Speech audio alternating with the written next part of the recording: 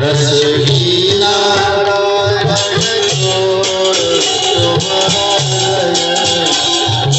सागर श्रीधर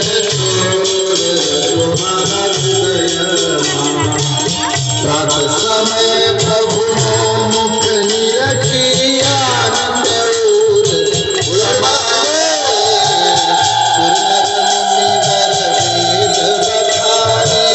नारद सारद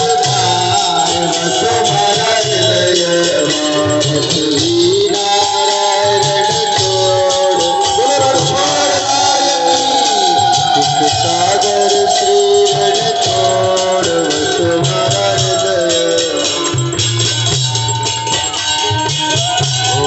ताल मृदंग विनारस वाजे मुख मुरली गणहार प्रेम करे मैं अग्रज बंधु राधा चंद्र चकोर तुम्हारा हृदय मानस सागर किरण छोड़ तुम्हारा हृदय रस सागर श्रीरण छोड़ तुम्हारा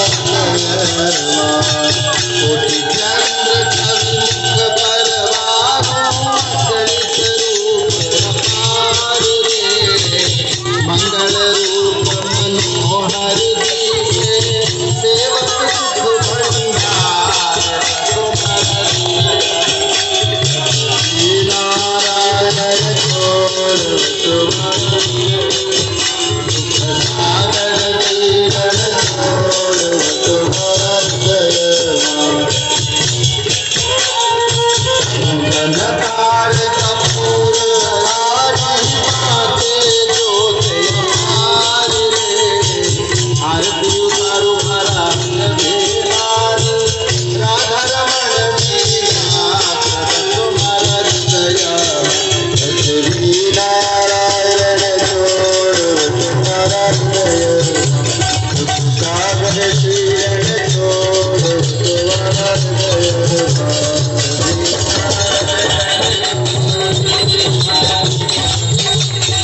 सागर श्रीरण छोड़ तुम्हारा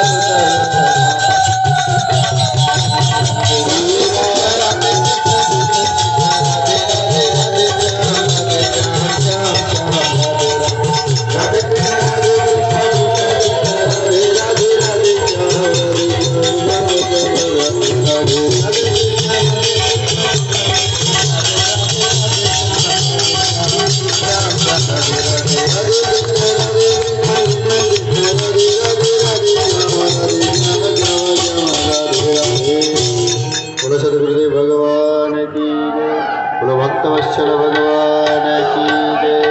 जय जय श्री राधे श्याम। समस्ते निज निज स्थान यथा शीघ्र बसी पड़ू।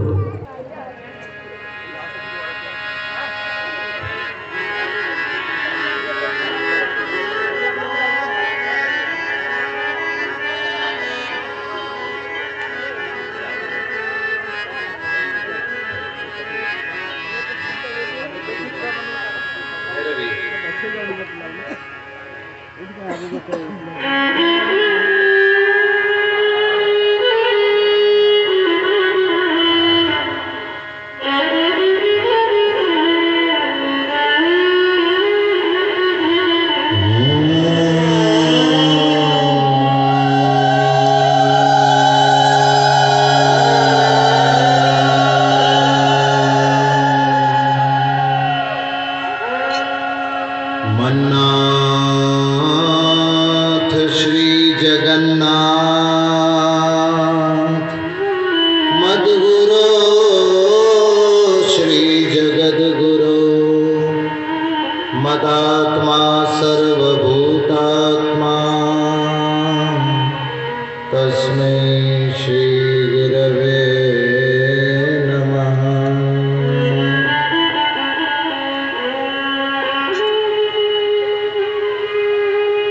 वाञ्छाकल्पतरुर्भ्यश्च कृपासिन्धुभ्यैव च पतितानां पावनेभ्यो वैष्णवेभ्यो नमो नमः।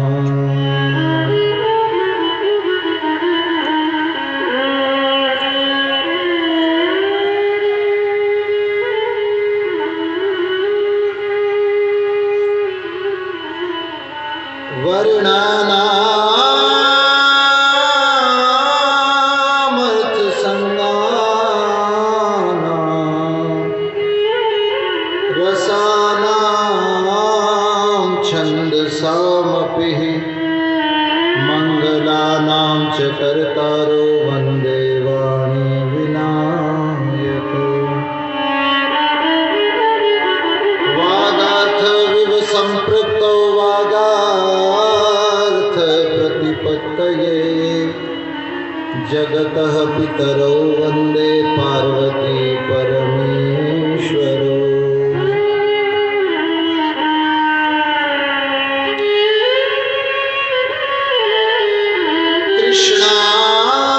कृष्णाय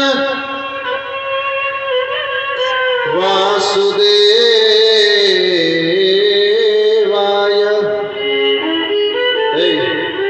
सियाड़े देखिए कौन पाइबे सब बेले बताऊँ ना जिते गीत चलुव स्तुति चलती मो आड़ को देख तो साउंड ताक बढ़ाऊन टे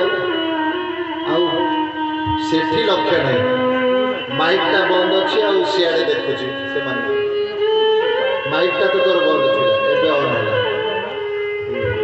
है मुह पाखे रख ध्यान एति दे मूर्खंत भाया जिते गीत हो तूरे बाबू तू भी तबला शिखुचु या भाया हम बुझे या सबुदिन मुझे बुझे देख जिते मुझे गाँव मो आड़ को चाहिए कौन दरकार हम कौन व्यवस्था दरकार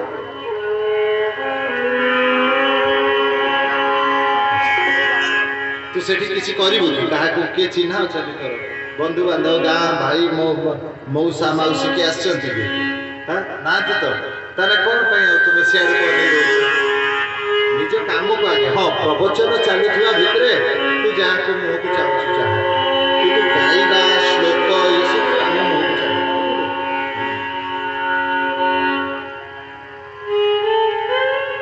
कृष्णाय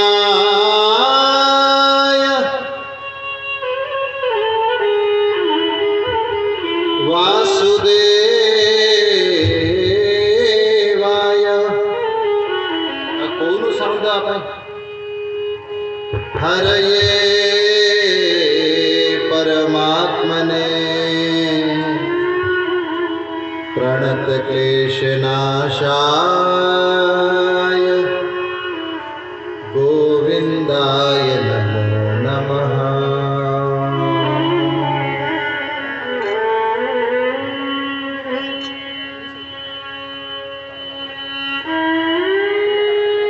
सुजयतु मदिराक्षी राधिका विश्वकर्त्रीं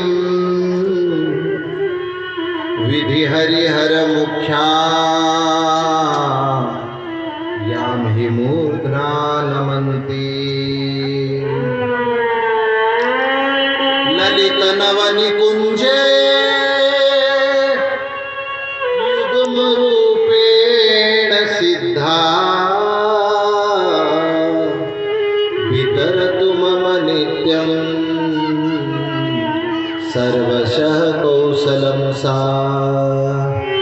श्याम सुंदर शिखंड शेखर स्मेर हास्य मुरली मनोहर राधिका रसिक मां कृपानिधे स्वप्रिया चरण किंकिरी कुरु। भक्ति भक्त भगवंत गुरु चतुर नाम बपुए किनके पद वंदन किए नाशत विघ्न अनेक। राम तुम हो राम सरिस कृपा करो भरपूर। राम बाग बसते रहो इच्छा सबकी पूर। बोल बंधेश्वर भगवान की।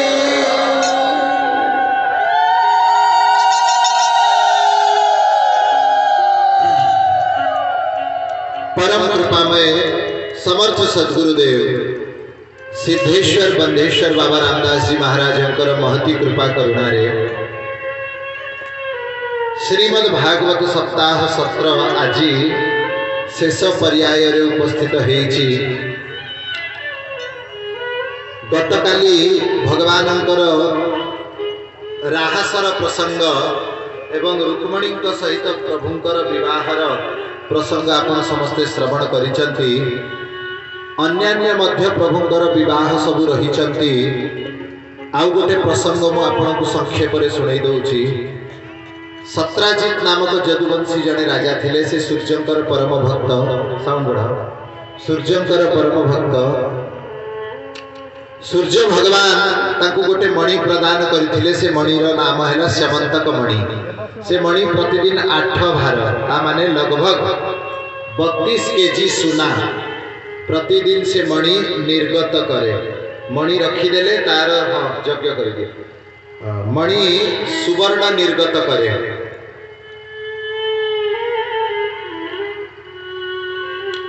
एवं से सुना काढ़ी निया जाए। पुणी मणि को थोईदेले दिन सारा से टिके टिके सुना झरी झरी झरी राति पाइले पुणी 32 केजी 8 भार सुना से निर्गत हुए।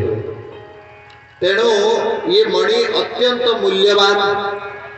से जेतेबेले से मणि को धारण करके चले लोक बुझंती सत्य पृथ्वी रे सूर्य चली आसी एते उज्जवल। भगवान श्री कृष्णचंद्र थरे जेतेबेले देखिले सत्राजित को ये मणि धारण करी जीवा समय रे प्रभु सत्राजित को कहले बोले देख सत्राजित जी तुम्हें बयस रे बड़ अच्छ सत किंतु गोटे कथा मु कही रखे। कौन? अति संपत्ति महाविपत्ति। अधिक संपत्ति जहार रहिला से दिने ना दिने निश्चित बड़ विपद रे पड़िबो। निश्चित पड़िबो। अति संपत्ति भल नुहे। सामान्य संपत्ति हमको महाप्रभु जदि देइचंती सेटा हमर परम कल्याण। मु आपन को आउ किछि दिन 2 दिन पूर्व प्रसंग रे श्रवण करूथिली जे कंस धनाढ्य थिला। वसुदेव विशेष धनाढ्य नथिले किंतु भगवान वसुदेव को कृपा कले। कंस धनी थिला। उग्रसेन को बंदी करी रखी थिला किंतु प्रभु दर्शन देले उग्रसेन को। रावण धनवान विभीषण दरिद्र किंतु प्रभु कृपा कले विभीषण को। शूर्पणखा धनी शबरी निर्धन किंतु प्रभु कृपा कले शबरी को। गांधारी बहुत रानी जने कुरुर रानी कुरुपतिंकर पत्नी से गांधारी धनाढ्य कुंती असहाय थिले किंतु भगवान कृपा कले कुंती को। दुर्योधन कुरुपति धनाढ्य युधिष्ठिर बनरे रहिबा को बाध्य हेथिले पितांकर नथिबारु किंतु भगवान कृपा कले युधिष्ठिर को। तामने अति धनवान को भगवान कृपा करती नहीं। काहे की? कारण धनवान लोक धनर अहंकार रे गर्वित रही थाए। जहा पाखरे 10 लाख टंका थिबो से 10 लाख टंकार गर्व नहीं कि चलिबो। जहा पाखरे 10 कोटी आसी जीवो से 10 कोटी टंकार गर्व नहीं कि चलिबो। जहा पाखरे 500 कोटी आसी जीवो से 500 कोटी टंकार गर्व नहीं कि चलिबो। तेणु साधो गर्व न कीजे हरि गर्व प्रहारी। प्रभु गर्व को केबे सहंती नहीं। सकल प्रकार पाप को प्रभु सही जानते किंतु गर्व को केबे सहंती नहीं। अहंकारी को भगवान केबे कृपा करती नहीं। मो कथा श्रवण करि पारछ तो ना ना सुन नाहंती ताने जोर से को राधे राधे। हो भगवान अहंकारी को केबे क्षमा करती नहीं। अहंकारी रो दंड निश्चित भाव रे विधान। धन द्वारा अहंकार सबुठु शीघ्र आसे आ सबुठु स्थायी अहंकार धनर। रूप मध्य सब बेले रहिबो नै किंतु धनी पाखे धन रहिथिबो से सब बेले गर्व करूथिबो। धन गले मध्य गर्व रहिथिबो। आपण देखिबे जे पुराना कालिया जमीदार आउ जमीदारी नाही किंतु ताकर अहंकार सिद्धि चालुची। सेमती अहंकार ताकर रही आसीची कुल परंपरा रे रही चालुची। तेणु अहंकार भगवान प्रिय भावती नहीं। तेणु धनी को विशेष कृपा हुए नहीं। निर्धन को पछे प्रभु कृपा कर दियंते और सहजे शीघ्र कृपा करती। सत्राजित को प्रभु कहले अति संपत्ति महाविपत्ति। तेणु ये मणिटा तुम्हें राजकोष उग्रसेन महाराज पाखरे रखी दियो एवं सुना जेते तुमर दरकार सुना नहीं नियो किंतु मणिटा तुम पाखरे रहिबा तो ठीक लागु नहीं। सत्राजित कहले हे कृष्ण तुम्हें माखन चोर गोपी मानकर वस्त्र चोर तुम्हें माटी खिया माटी खाई के केते कोन माया देखौछ से सबु ज्ञान आम जदुवंशी मानक दियनी कारण तुम्हें आमरी वंशर पिला आमे तुमठू किछि छोट ना ये सब ज्ञान तुम्हें कुंती को दे पार ब्रज गोपी मानक दे पार गौड़ मानक दे पार आम मानक से ज्ञान दियनी तुम ज्ञान तुम पाखरे रख। भगवान कहले तथास्तु जहाँ हो भगवान नीरव रहीगले। दिने सत्राजितर सान भाई प्रसेन से ही सेमंतक मणि को धारण करके जंगल को गला गला जो गला वो फेरिला नहीं। जेते फेरिला नहीं बहुत खोजा पड़िला लोक माने ठीक से जानिले नहीं तथापि से ही सत्राजित समस्त को भितरे भितरे कही आसिला ये मणि श्री कृष्ण चोरी करिसंती। कृष्ण चोरी करिकी प्रसेन को मारी देइचंती एवं मणिटा को चोरी करिकी रखी देइचंती। समस्त जदुवंशी माने भितरे भितरे एई कथा हेले। रुक्मणी सुनिचंती देवकी सुनिचंती आसी कहले कान्हा एमिति समस्ते कहउचंती। रुक्मणी सुनिले प्रभु समस्ते आपन को एमिति कलंक लगउचंती मते भलो लागु नाही। प्रभु कहले केमिति कलंक लगउचंती बोले आपन को नारे सब कहउचंती जे आपन से मणि चोरी करले बोले अच्छा लोक कहउचंती बोले हां तुमे केमिति जानले बोले मु सुनुची बोले सुन तुम मन कष्ट होउची बोले क्या ताहेले लोक मानकर मन मुह को बंद करिवार दायित्व न नहीं निजर कान बंद करिकी रुह हरिनाम करो शांति रे रहिबो। लोकों को मुह को बंद करि परिबो नहीं तुम्हें निज कान बंद करनी राधे राधे जप कर आनंद रे रहि परिबो। रुक्मणी तो किछि कहिलेनी किंतु देवकी कहले कान्हा जहा हे जाऊ पछे तुम्हें ये कलंकर किछि मोचन करबा को पड़िबो मो पई तुमको करबा को पड़िबो। प्रभु कहले जा हो मां तुम्हें जदि कहूछ ठीक अछि समस्त जदुवंशी जे श्रेष्ठ जदुवंशी थिले नेता जेमिति एठी वार्ड मेंबर एमएलए सब होंती सेमिति जेते जदुवंश रे जे थिले मुख्य मुख्य नेता से मानन को एकत्रित कले। भगवान कहले चलो हमें प्रसेन कुआडे जाईची देखि के आसीबा। प्रसेन को खोजिबा पई आसीचंती साबरमती पाखरु गोटे जगह अछि राणा बाव एबे भी गुजरात रे अछि सेही जगह रे जंगल थिला आगरु सेही जंगल भितरे भगवान आसीचंती देखिले गोटे जगह रे प्रसेनर वस्त्र गोटे सबरे लागि रहिछि। सबर तो सब चिन्ह वर्ण मिलु नाही सब प्रकार खाई जाइचंती वन्य पशु माने किंतु से वस्त्र रु जानि पारिले जे केही गोटे हिंस्र पशु ताकू खाई जाइचंती। घोड़ार पादर चिन्ह रही घोड़ा कोठी पड़े जाइछि किंतु से मणिर कोठी संधान पाइले नहीं। भगवान आख पाखरे खोजु खोजु गोटे गुंफा भितर को प्रवेश करिले। गुंफा भितरे देखिले से मणिटा रहिछि। जेतेबेले श्री कृष्ण प्रवेश कले गोटे विशाल बड़ भालू सेठी आसिला एवं कृष्ण सहित युद्ध करिला। वृक्ष माने भालू आउ श्री कृष्ण सहित युद्ध आरंभ हैला। घमासान युद्ध घोर गर्जन सुबु थाए कृष्णकर मध्य रड़ी सुबु थाए एपटे भालुर मध्य चित्कार सुबु थाए। जो जदुवंशी माने थिले सब गुंफा भितरे से गुंफाटा पृथ्वी तळ को जाइतिला। तेणु गुंफा पाखरे देखिले ये तो युद्ध लागि चंती किए जाने किए काहा को मारिबो। से भालुटा प्रसेन को मारी देला भालू कृष्ण को मध्य मारी दबो। तेणु ता परे बाहरी के आसीबो हमको भी मारी दबो। तेणु कौन करिबा आपे बंचिले कौन बापर ना से गुंफा को पत्थर रे ढाकी दे सब जदुवंशी फेरी आसिले।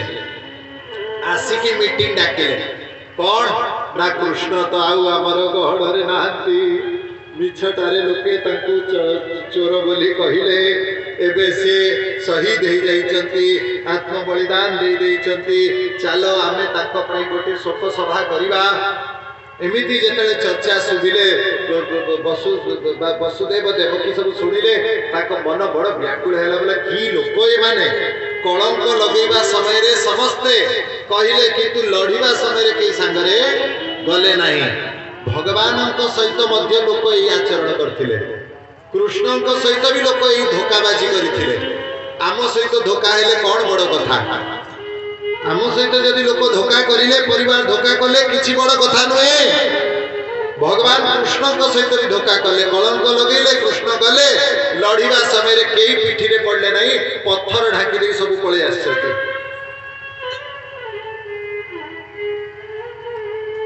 व्याकुल हेचती रुक्मणी जी व्याकुल हेचती देवकी जी से समय रे भगवान नारद जी महाराज से स्थान रे प्रकट हेले एवं नारद जी जगदम्बा दुर्गांकर पूजा करिबा पाई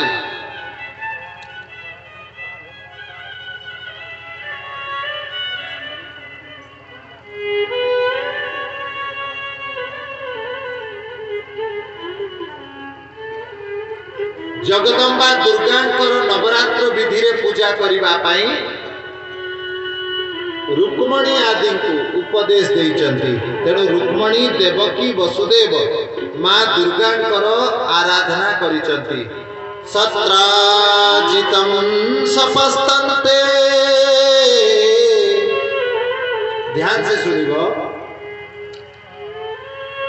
दुखिता द्वारिकौकसः उपतस्थुर महामाया दुर्गां कृष्णोपलब्धये कृष्ण को पुनर्बार प्राप्त करिबा पाई देवकी वसुदेव एवं रुक्मणी दुर्गांकर पूजा करिबा आरंभ करिले नियम आमे काली सुनिलु रुक्मणी कहा को पूजा कले ना काली सुनिलु ब्रज गोपी कहा को पूजा कले दुर्गा को सीता कहा को पूजा कले दुर्गा को तापरे रुक्मणी कहा को पूजा कले विवाह परे विवाह पाई सेही दुर्गा को एवं आजी सबु वसुदेव देवकी जेतले व्याकुल हेइचंती सेही श्रीमद् भागवत रे वर्णना अछि जे वसुदेव देवकी मध्य दुर्गा को आराधना करिले उपतस्थुर महामायाम दुर्गा कृष्णोपलब्ध है तेणु आमे माने जो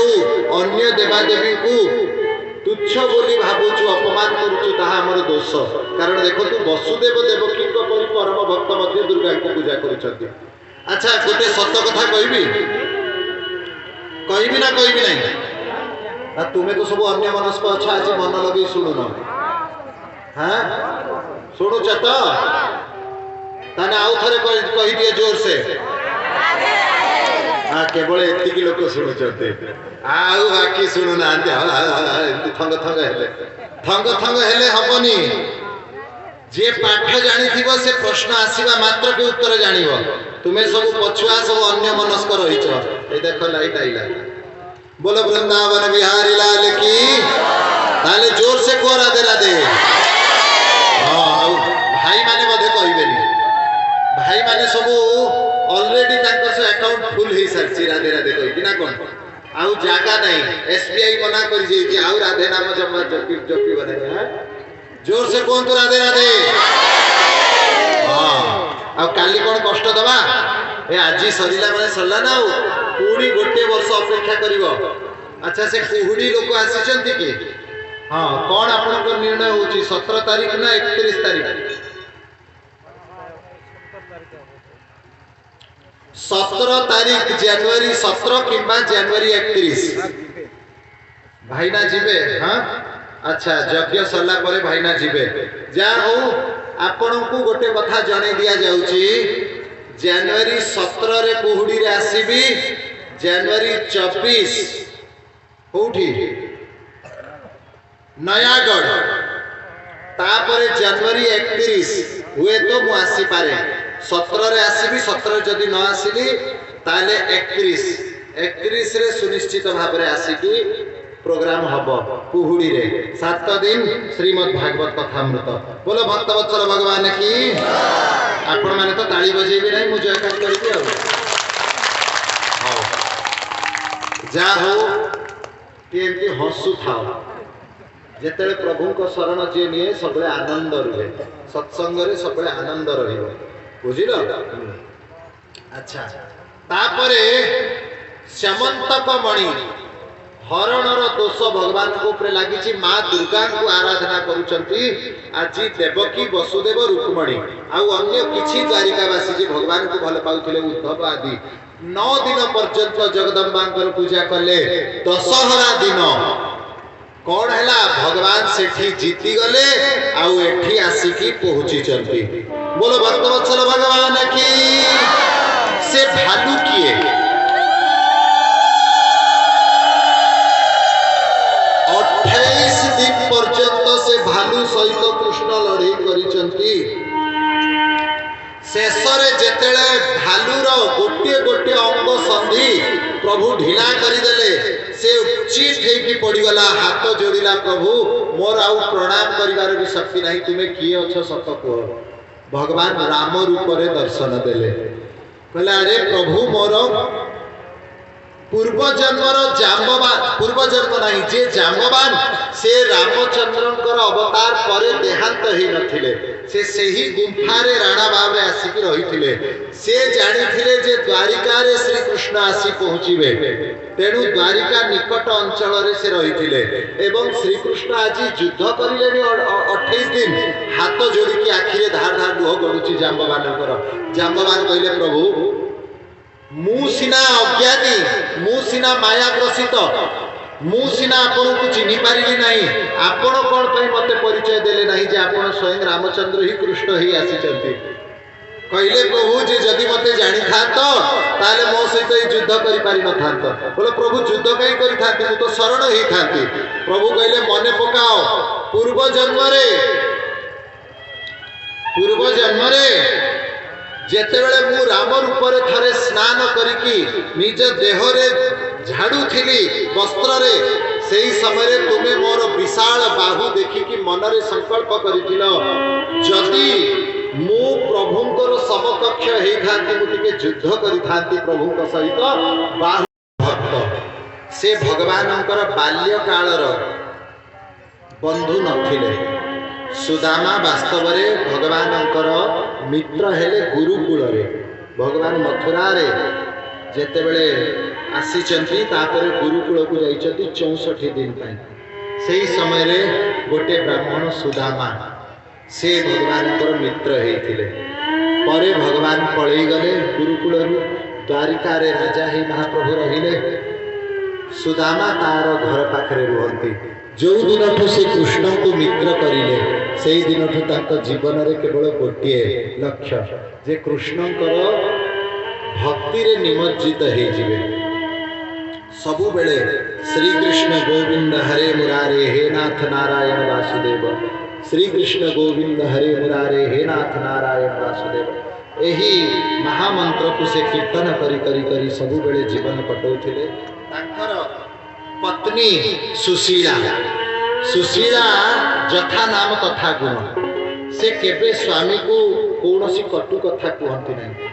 घरे भोजन नथिले से जंगल को जाई किछि फल आउ न पाइले किछि पत्र नहीं आसिकी ताकू सिद्ध करि देई पानी रे सिझेई देई टिके लूण पके देई प्रभु को भोग लगे पति को दियंती निजे खाती। तांकर 4टी संतान से मध्य एमिति पत्र आउ फल खाई खाई की बंचुथिले। सुदामा किंतु केबे कहा पाखरे जाई कि चाकरी करिबा किंबा अन्य किछि कर्म करिबा पई से निजको केबे प्रस्तुत करि पारले नाही। कारण तांकर इच्छा किछि नथिला। इच्छा केवल गोटे भगवान को भक्ति करिबा। सदा सर्वदा निजर पत्नी सुशीला सहित केवल गोटे कथा कौन मो कान्हा एमिति, मो कान्हा एमिति, मो कान्हा या करे, मो कान्हा गिरी गोवर्धन टेकी देइथिला। मु सुनुची मो कान्हा कालिया नाग को ग्रास दंश ता फणा को दमन करि देइथिला नृत्य करी करी। मो कान्हा 16,100 कन्या को भौमासुर नामक असुरर कबलरू मुक्त करैला। से कन्या माने जेतले अनाथ हो गले केही तांको विवाह करबा पई प्रस्तुत हेले नाही, तांको शरण देबा पई श्री कृष्ण ही तांको शरण देई देले। मो कान्हार अनेक अलौकिक लीला एमती सबु बेले कान्हा कान्हा कान्हा कान्हा कही कही सुशीला सब बेले कहती तुमे जदि एते भल पाउछ कान्हा को टिके देखा करबा को जीवनी। किंतु सुदामा गोटे कथा कही देई रही जाती जे देखो राजा पाखकू गुरुंको पाखकू संत पाखकू बेश्या पाखकू मित्र पाखकू केबे खाली हाथ जीवनी। ए सुन समस्ते कहीं चंचल होउछ का पाखकू खाली हाथ जीवनी साउंड बड़ा एईटा हैला भक्ति एईटा हैला भक्ति। बोलो कृष्णचंद्र भगवान की।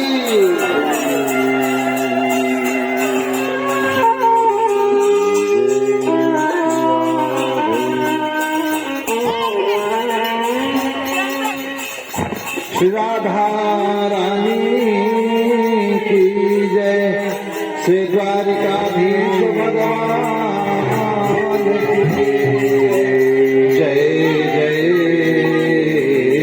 श्री राधे। एबे भगवान को डाकुची ये हेले भारतर माँ, ये हेले वास्तव भक्त जे निजे ग्रहण मन करे सेटा हला वास्तविक भक्ति, सेटा हला वास्तविक भक्ति।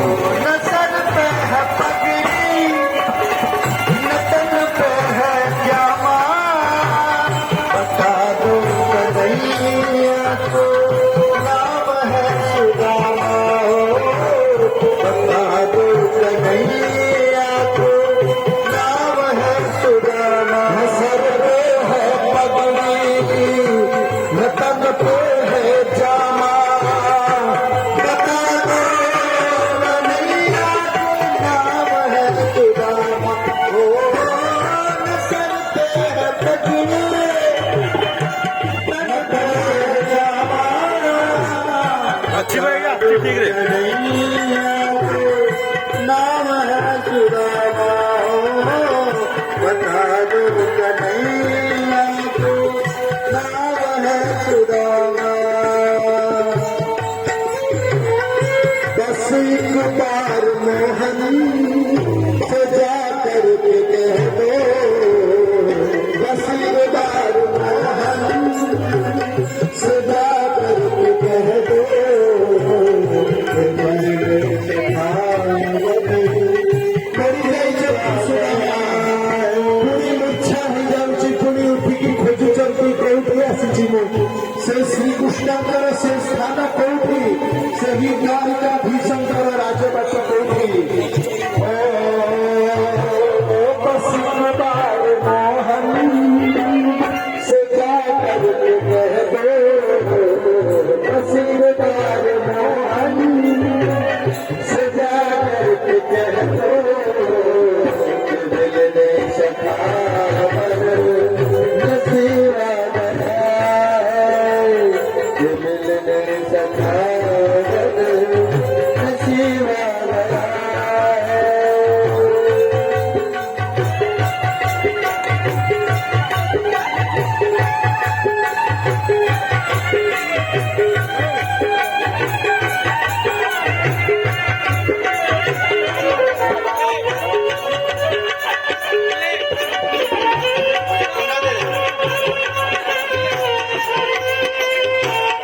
और टिके हाथ दे दियो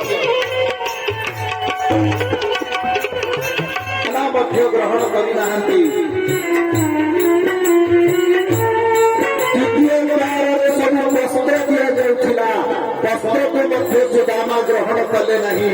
केवल गोटे कथा कान्हा मोर सांग, कान्हा मोर मित्र, मु कान्हा को देखा करिबी। तृतीय जेतेबेले द्वार रे प्रवेश करिले, तृतीय द्वार रे ताकू सुवर्ण दान मिलिला, से सुना मध्य नेले नहीं, कहले ना मोर दरकार नहीं।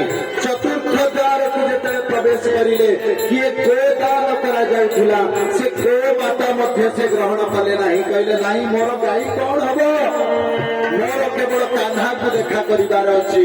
ପଞ୍ଚମ ଦ୍ୱାରରେ ପ୍ରବେଶ କରିଲେ ଭୂମି ଦାନ ହେଉଥିଲା, ତାହା ମଧ୍ୟ ସୁଦାମା ମନା କରିଦେଇଛନ୍ତି।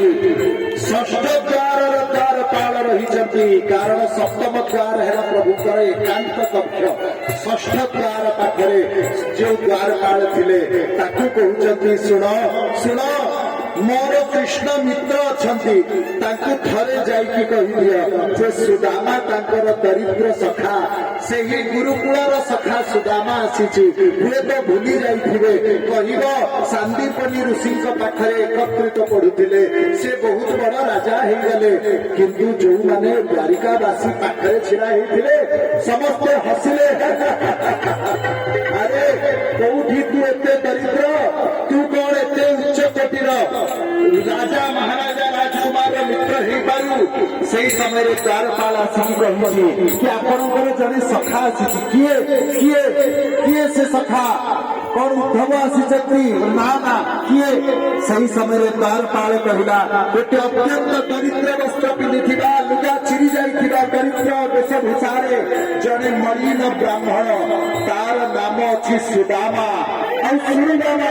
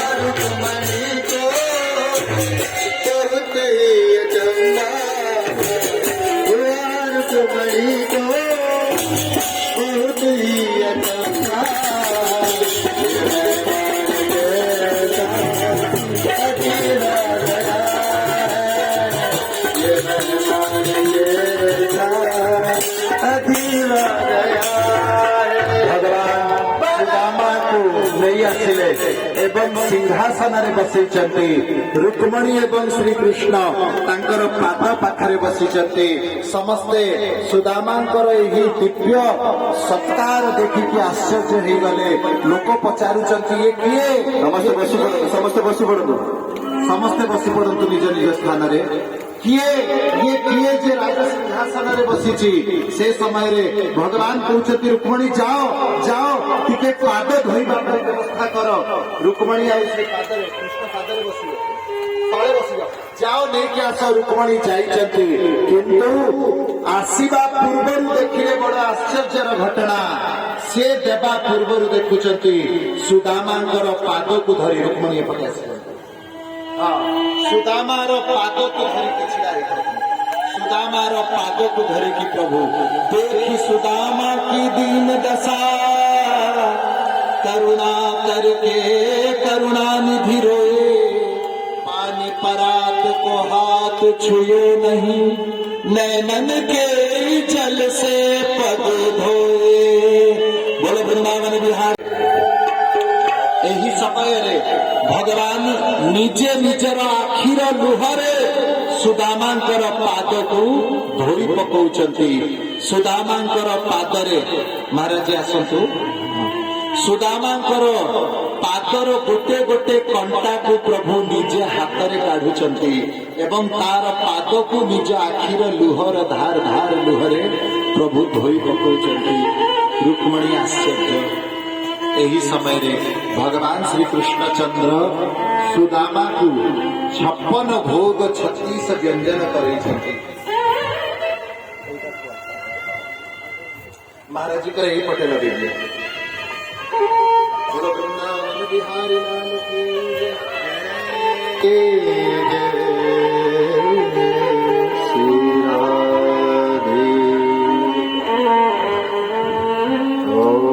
भोजन करुचंती। बोलो कृष्ण सुदामा की जय। बोलो द्वारिकाधीश की जय। सुदामा श्री कृष्ण निज हाथ में खोजती। रुक्मणी आश्चर्य। एबे रात्र काल रे सुदामांकर आखिरे निद नाही काहींकि एकांत रे निज कक्ष रे बसिकी धाधा लुह गडुचंती। केही धन टिके पाइगले निजर गाँ रे थिबा बापा को मध्य भूली जाती लोक। अपमानित अनुभव करती। विख्यात कटकरू अख्यात पल्ली नामक गोटे कोर्स रे थिला पिलांकर एबे अछि कि नाही मु जानि नाही। सेठी हाँ गोपालपुर गोटे ग्राम रु आसी गोटे पिला जेतले बड़ लोक हो जाए ता बापा को आ चिन्ही पारे नहीं।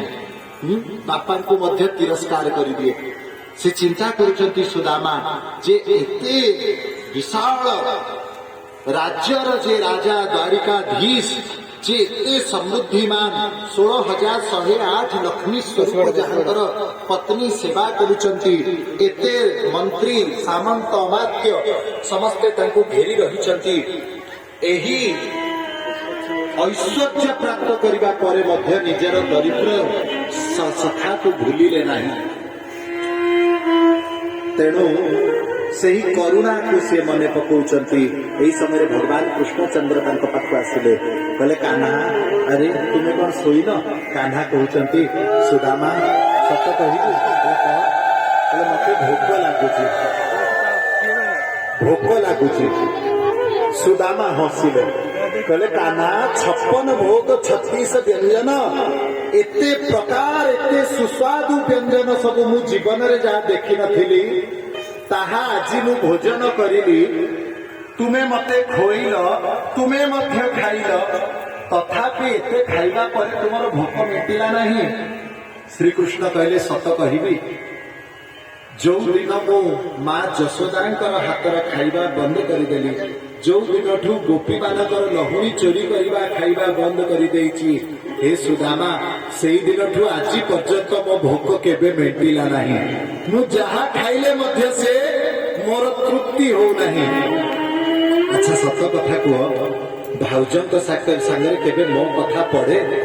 श्री सुदामांकर मनरे कथा गोटे रहीगला कृष्ण को कहिले नहीं। कौन केमिति कहिबी कान्हा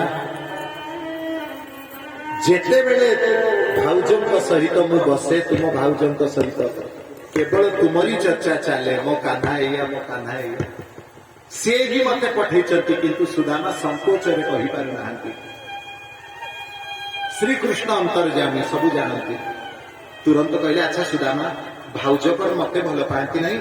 बोले काहींकी बोला मो पाई कोन किछि पठेई नाहंती। सुनिबा मात्र के सुदामा से पोटड़ा ताकू लुचौचंती।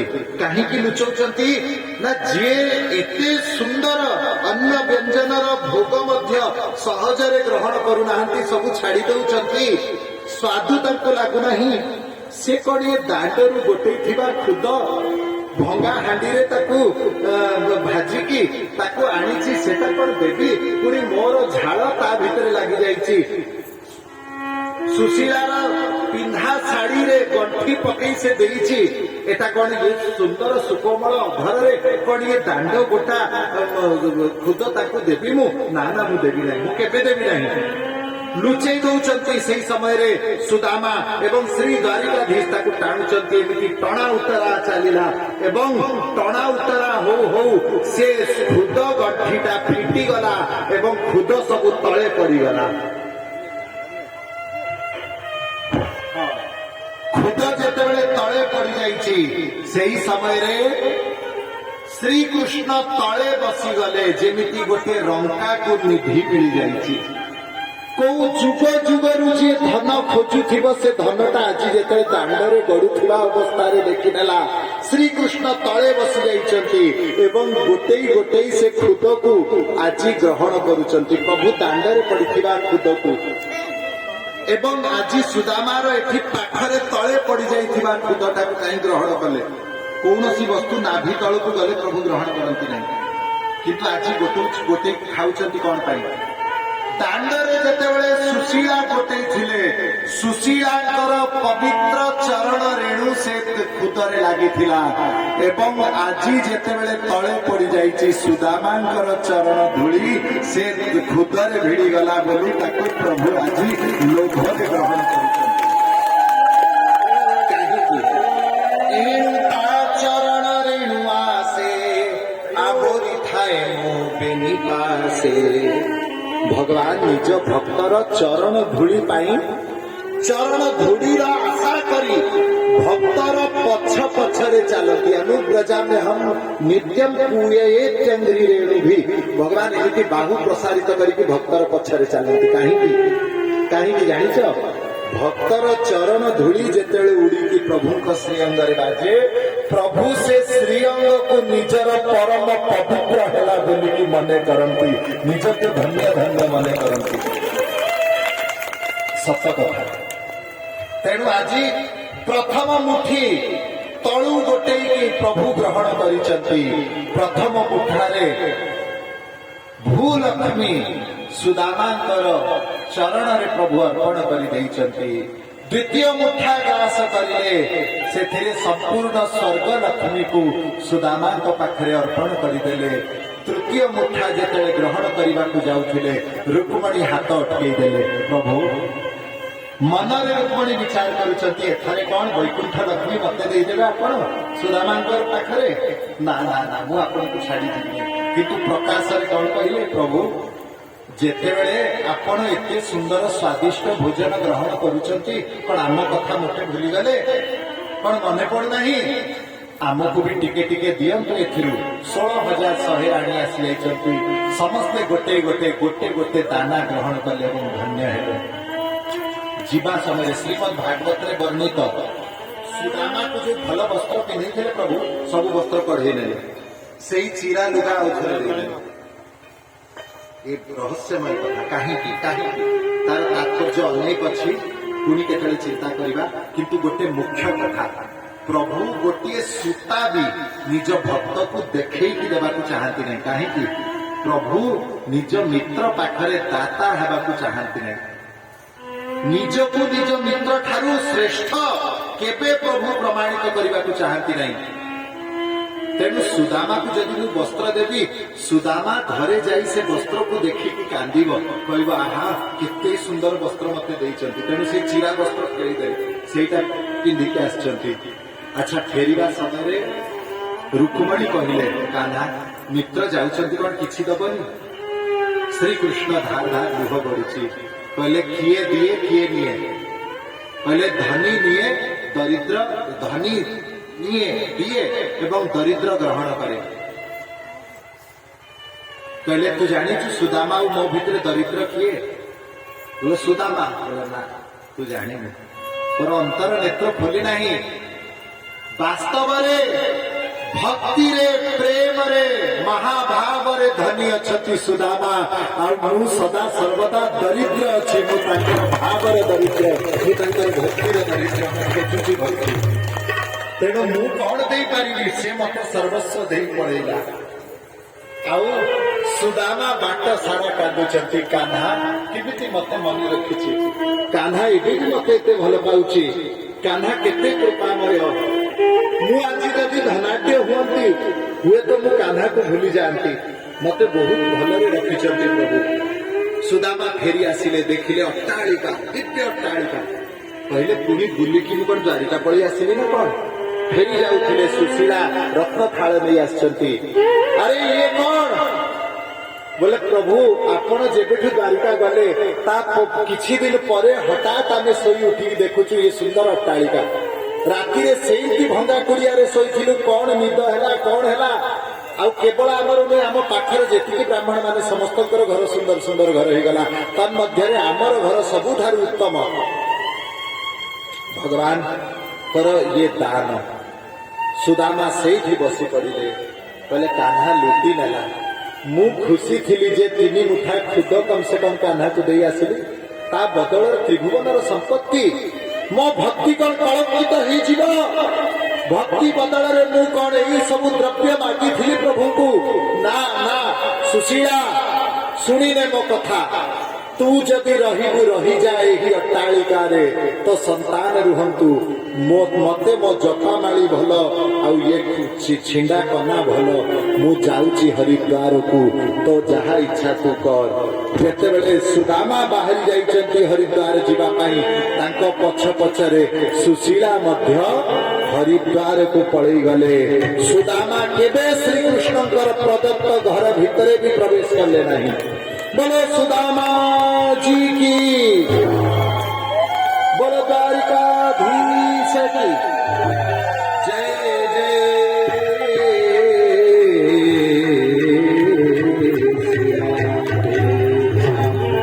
ଏବେ କେବଳ 5 ମିନିଟରେ ଆମେ ଶ୍ରୀମଦ୍ ଭାଗବତର ଉପସଂହାର କରିବା। ଶ୍ରୀକୃଷ୍ଣଙ୍କର ସ୍ୱଧାମଗମନ ଲୀଳାର ଆମେ ଏଠି ବର୍ଣ୍ଣନା କରିବା ନାହିଁ, ଅନେକ ଲୀଳା ବି ଅଛି। ଆମର ଶ୍ରୀକୃଷ୍ଣ ଏଇଠି ଥାଆନ୍ତୁ, ଏଠି ଭାଗବତ ଶୁଣନ୍ତୁ, ଆପଣମାନଙ୍କ ମେଳରେ ନାମ ଜପ ଶୁଣନ୍ତୁ, ଆନନ୍ଦ କରନ୍ତୁ। ବୋଲ ଶ୍ରୀକୃଷ୍ଣ ଚନ୍ଦ୍ର ଭଗବାନ କି। ଏମିତି ସମସ୍ତ କଥା ଶୁଣିବା ପରେ ଶ୍ରୀ ପରୀକ୍ଷିତ ଜୀ ମହାରାଜଙ୍କୁ ସୁଖଦେବ କହିଲେ, ଏତତେ କଥିତଂ तात। हे परीक्षित महाराज, ମୁଁ ତୁମକୁ ଶୁଣେଇ ଦେଇଛି। एतत्ते कथितं तात यथात्मा पृष्ठवान्युपहरे विश्वात्मनश्चेष्ट किं भूय शोकुमिच्छसि।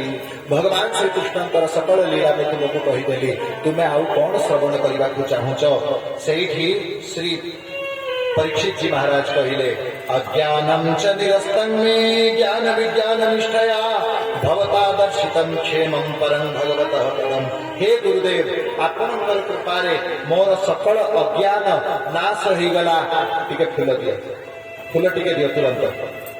सकल अज्ञान मोर नाश होईगला एवं एबे मु साक्षात भगवान को तांको विमान रे आरूढ़ हेतिबा दर्शन करि पारुछि।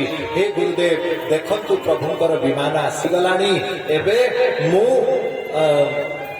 सदेह त्याग करिकी, एही देह को एठी त्याग करिकी मु प्रभुंकर दिव्य धाम रे प्रवेश करुछि। एही समय रे गुरुदेवं को प्रणाम करिसंति सुखदेव। सेही स्थान रे उठिले एवं भागवतर श्लोक उच्चारण करू करू से स्थान रे प्रत्यागमन कले। बोलो सुखदेव महाराज, गुरुदेव तुम्हारी जय जय हो। सुखदेव तुम्हारी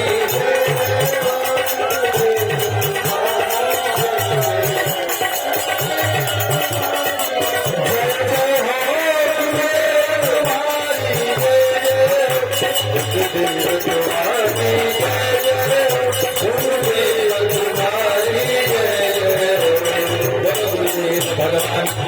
सुखदेव भगवान की जय।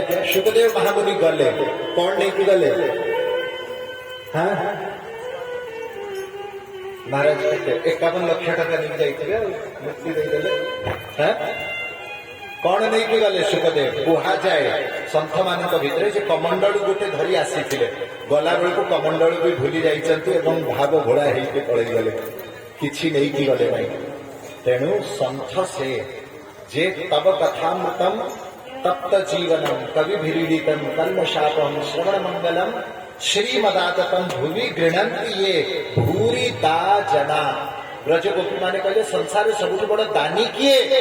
जे प्रभुंकर कथा को निशुल्क वितरण करी करी संसार कल्याण करी बुलंदी से ही सबुठ बड़ दानी।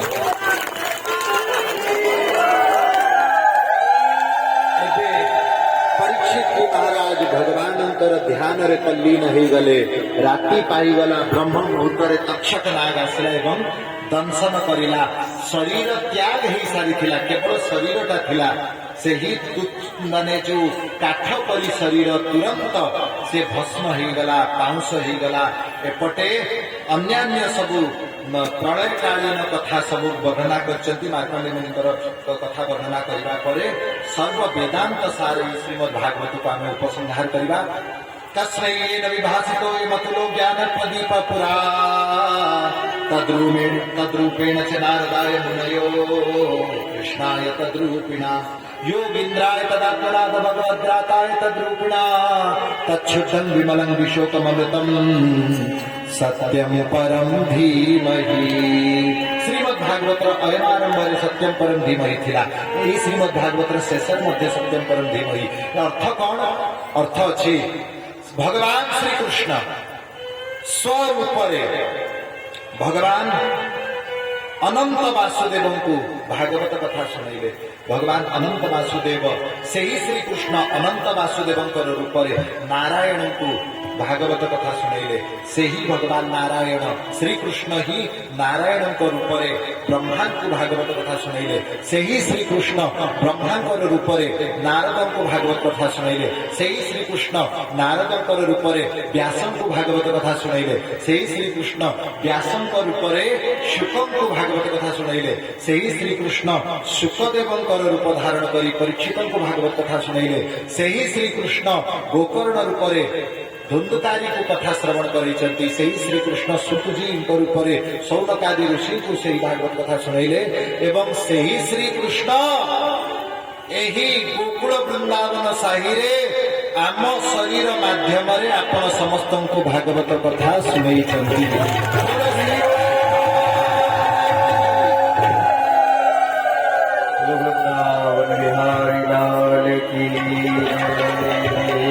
व्यास पूजा हम आरती हम लगे। हाँ हाँ से गोग्रास किए पूर्व वर्ष मध्य संत माने कही जाइए जे गोमाता प्रतिदिन अर्थ बाहर करेंगे। किए किए टंका संग्रह कर हाथ टेकिले टंका माने चाउल मुठा किए किए संग्रह कर 2 जन 3 4 रखिछ तो चाउल संग्रह कर रख हाँ ना तार टंका रख 4 आउ ये भाई माने कई टंकाटे बाहर कले हाय रे हाय ओडिशा छाड़ी की पळै जीवी मु भाबुची सत्य कथा।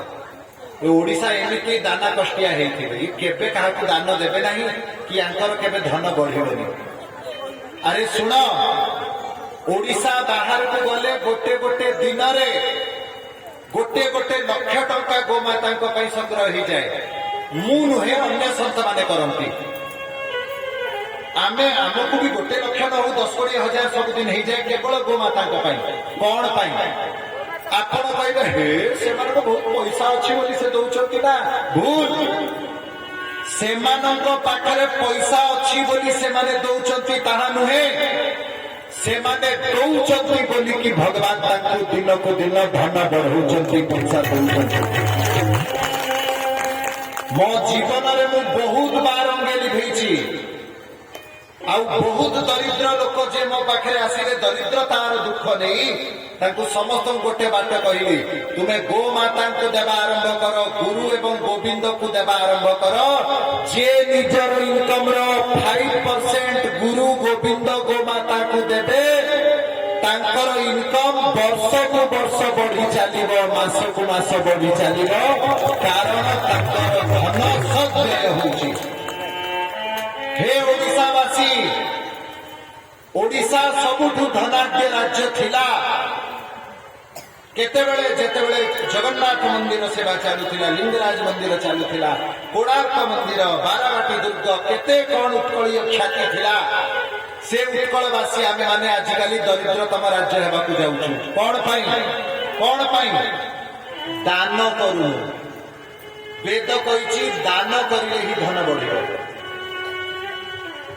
निज अंगे लिभेगा कथा बहुत लोक एटा को अनुभव करछन्ति तेणु दया कर मते देबार तो किछि प्रश्न उठुना मोर किछि आवश्यकता नहीं मोर भगवान करूछति करिवे मु तो 7 दिन पय पळिजिबि किंतु तुमर कथा कौन कर निजर निज कल्याण जदि चाहूच निजर परिवार कल्याण जदि चाहूच दिन को 5 टंका 10 टंका हो इनकम जदि 100 टंका करूच 100 टंकार 5 टंका 5 टंका 1000 टंकार 50 टंका बेसी नुहे 1000 टंकार 50 टंका हिसाब रे गोमाता गुरु गोविंदंकर सेवा पाई अलगा गोटे जगह पकई चलो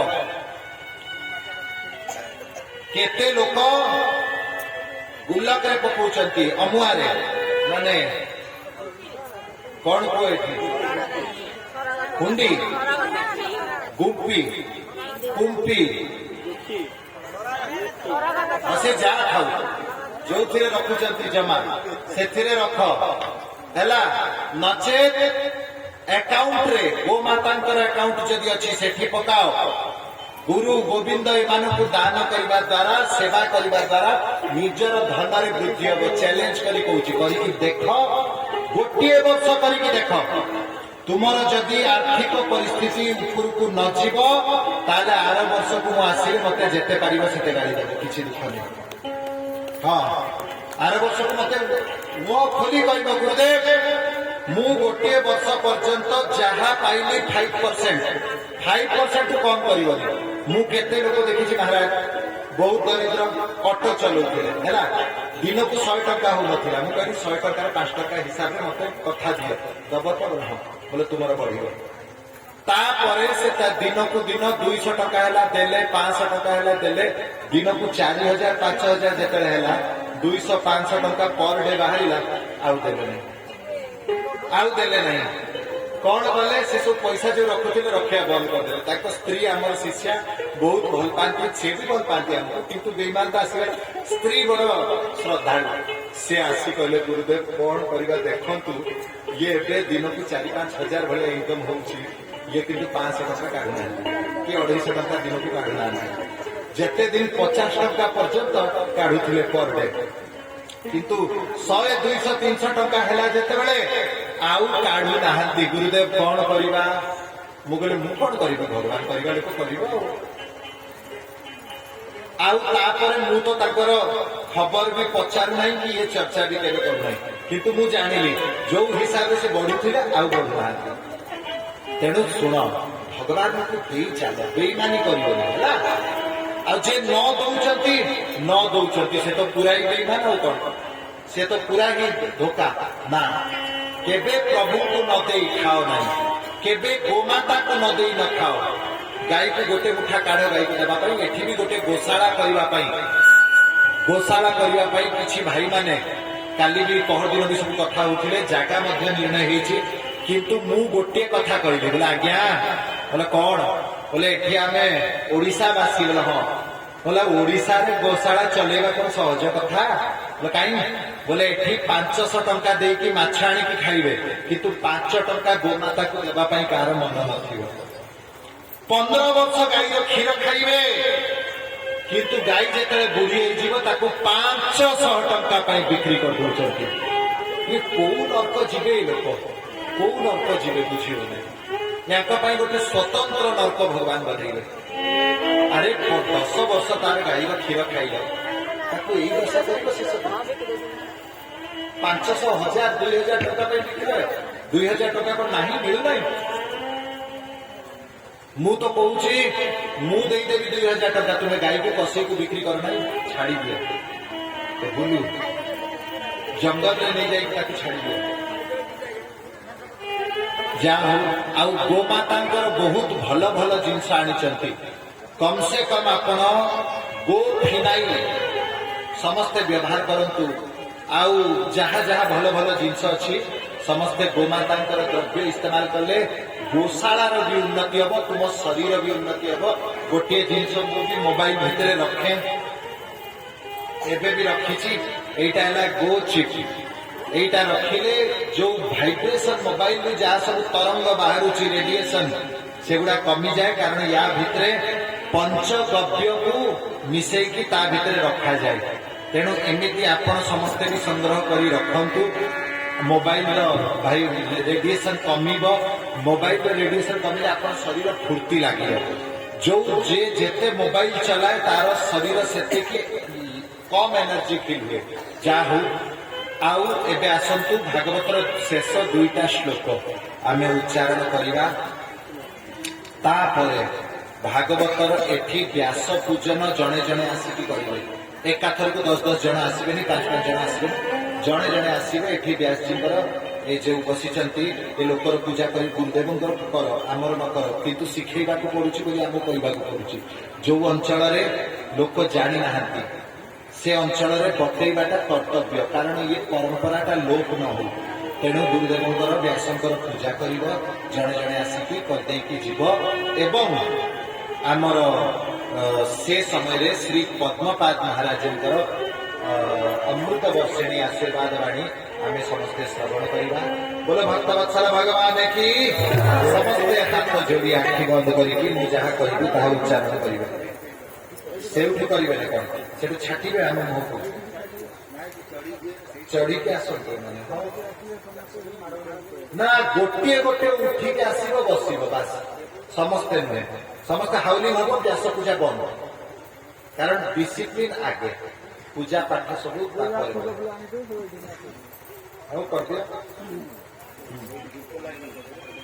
गोटे दीप से पूजा करवा शिखिच ना ना हुड़हुड़ी मार ना हुड़हुड़ी मारती किंतु जेहेतु प्रवचन चलु भर हुड़हुड़ी न मारिकी गुरु ब्रह्मा गुरु विष्णु करके मन मन आरती करदे पूजा करदे आमती मुह मुहर छाटबनी किसी किसी जगार एत छाटी छाटी माने कौन दशा कर दिखते लास्ट को मुह ढाकिकी बसवा पड़े आते चिलेबी केते लोक कह तो भजन गर्जन चली थाए ये सीना कम लोक आउ जगह बहुत लोक हूँ भी लंबा लगे बोलो भक्तवत्सल भगवान की भवे भवे यथा भक्ति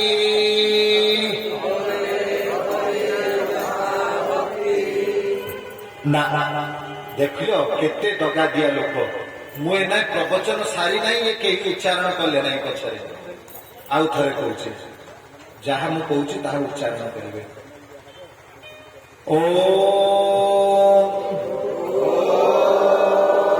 तुम्हें बिना माइक रे कह हाँ भवे भवे यथा भक्ति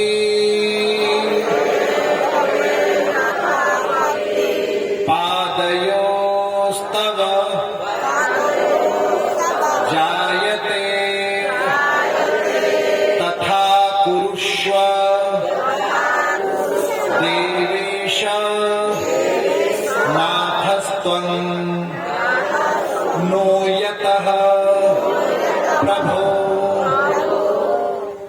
हे प्रभु मते भुक्ति मुक्ति दरकार नहीं जन्म जन्म तुम चरण तुमर प्रिय भक्तर चरण मोर निष्काम भक्ति रही थाऊ निष्काम प्रेम रही थाऊ नाम संकीर्तनम यस्य सर्व पाप प्रणाशनम प्रणामो दुख शमनम तं नमामि हरिं परम जहांकर नाम संकीर्तन सकल पाप सकल रोग सकल दुख सकल रिष्ट सकल शोक सकल विघ्न दूर कर दिए मु सेही राधा हरि को प्रणाम करुची राधा हरिकर शरण ग्रहण करुची इति श्रीमद्भागवते महापुराणे वैयासिक्यां संहितायां द्वादश इति द्वादशस्कन्ध सम्पूर्णोऽयं ग्रन्थ त्वदीयं वस्तु गोविन्द तुभ्यमेव समर्पये तेन त्वदङ्घ्रिकमले रतिं मे यच्छ शाश्वतीं ॐ नमो भगवते पुराणपुरुषाय नमः। बोलो भक्तवत्सल भगवान की। हरे राम राम राम सीता राम राम राम राम सीता राम राम राधे श्याम श्याम श्याम सीता राम राम राम श्याम श्याम सीता राम राम राधे श्याम श्याम श्याम राधे राधे श्याम श्याम राधे राधे राधे कृष्ण कृष्ण कृष्ण राधे राधे राधे कृष्ण कृष्ण कृष्ण राधे राधे हरे गोपाल हरे रघुनाथ कान्हा श्याम हरे गोविंद हरे गोपाल हरे रघुनाथ कान्हा श्याम हरे हे गोविंद हरे गोपाल हरे रघुनाथ कान्हा श्याम हरे गोविंद हरे गोपाल हरे गोविंद हरे गोपाल हरे रघुनाथ कान्हा श्याम हरे।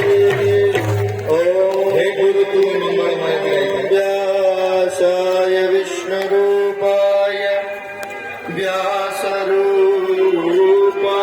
विष्णवे नमो वै ब्रह्मविदये वासिष्ठाय नमो नमः। चरणयोर्भ्यो समर्पयामि नमः।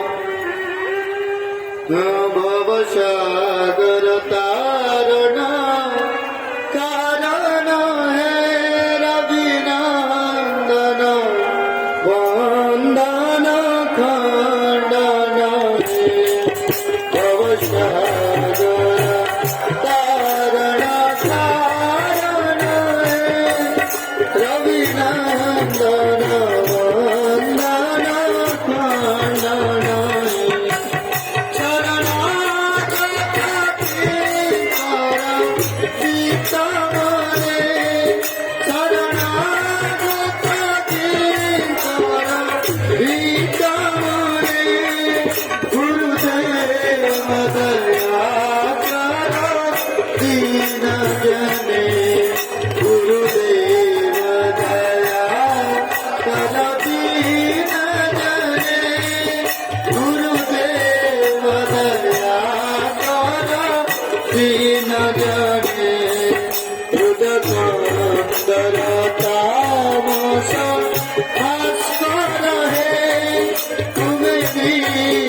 प्रजापति शंकर हे पर वेद बने गुरुदेव दया कर दीन जने गुरुदेव दया कर दीन जने गुरुदेव दया कर दीन जने।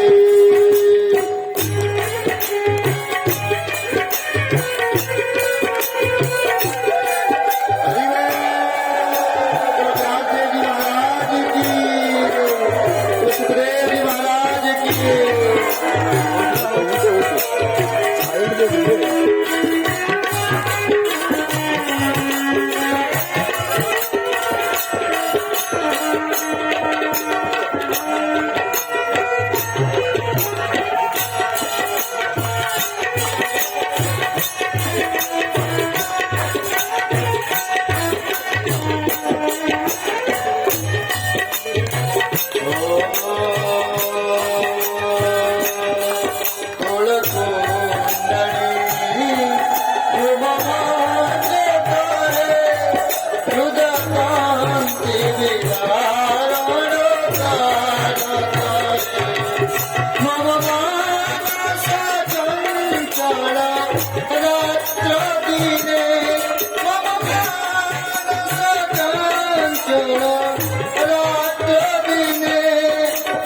गुरुदेव दया कर दीन जने हरि बोल गुरुदेव दया कर दीन जने गुरुदेव दया कर दीन जने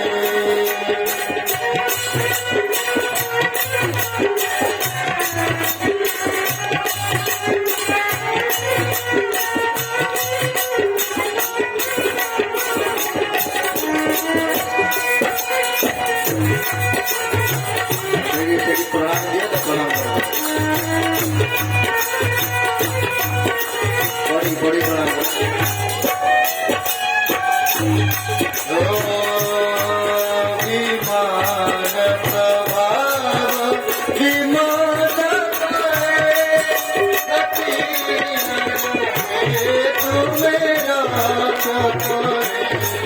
चित संचित वांछित भक्ति गाने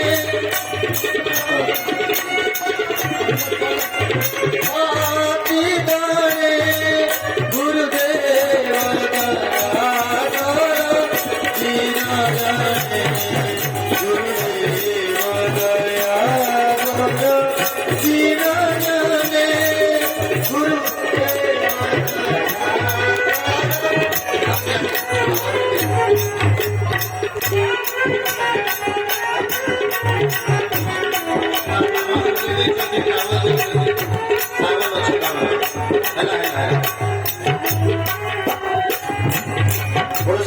भगवान की व्यासदेव जी महाराज की सुखदेव जी महाराज की जय जय श्री सीताराम। श्री पद्मपाद जी महाराज आमर तुमर तो अच्छा एवं आमर भी हो गले काली राति 11:30 पर्यंत आम सब चर्चा करूँ पद्म बिहारी दिव्य दर्शन पाइलु बड़ कष्ट दर्शन करूँ महाप्रभुंर गुरुदेवंर केते सुंदर वार्ता सब श्रवण कलु आज महाराज जी को मुझे निवेदन करी आज आसवे 2 दिन मुझे बड़ भूल कली जे प्रवचन निशा बहीगली महाराज जी आशीर्वाद वचन शुणा बोलिक मन भावी था किंतु ठीक समय सी भी एत प्रेम पूर्वक शुणु था कारण किसी संत मैंने कौन करती मु देखी सी आसिकी पहुंचवा मात्र के से केवल इच्छा करती आम कि कहीदे पड़ेगा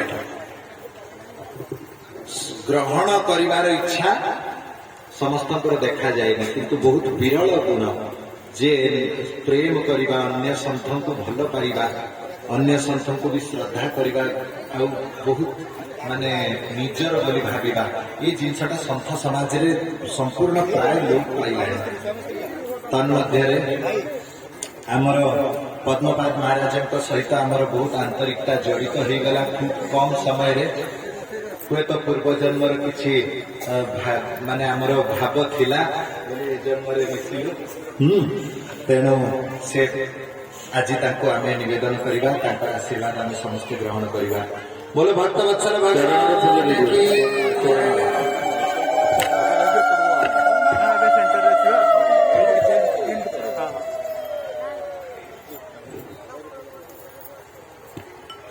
आउ हुड़हुड़ी के मारे महाराज जी कथा श्रवण कर जड़े जड़े केवल आसिक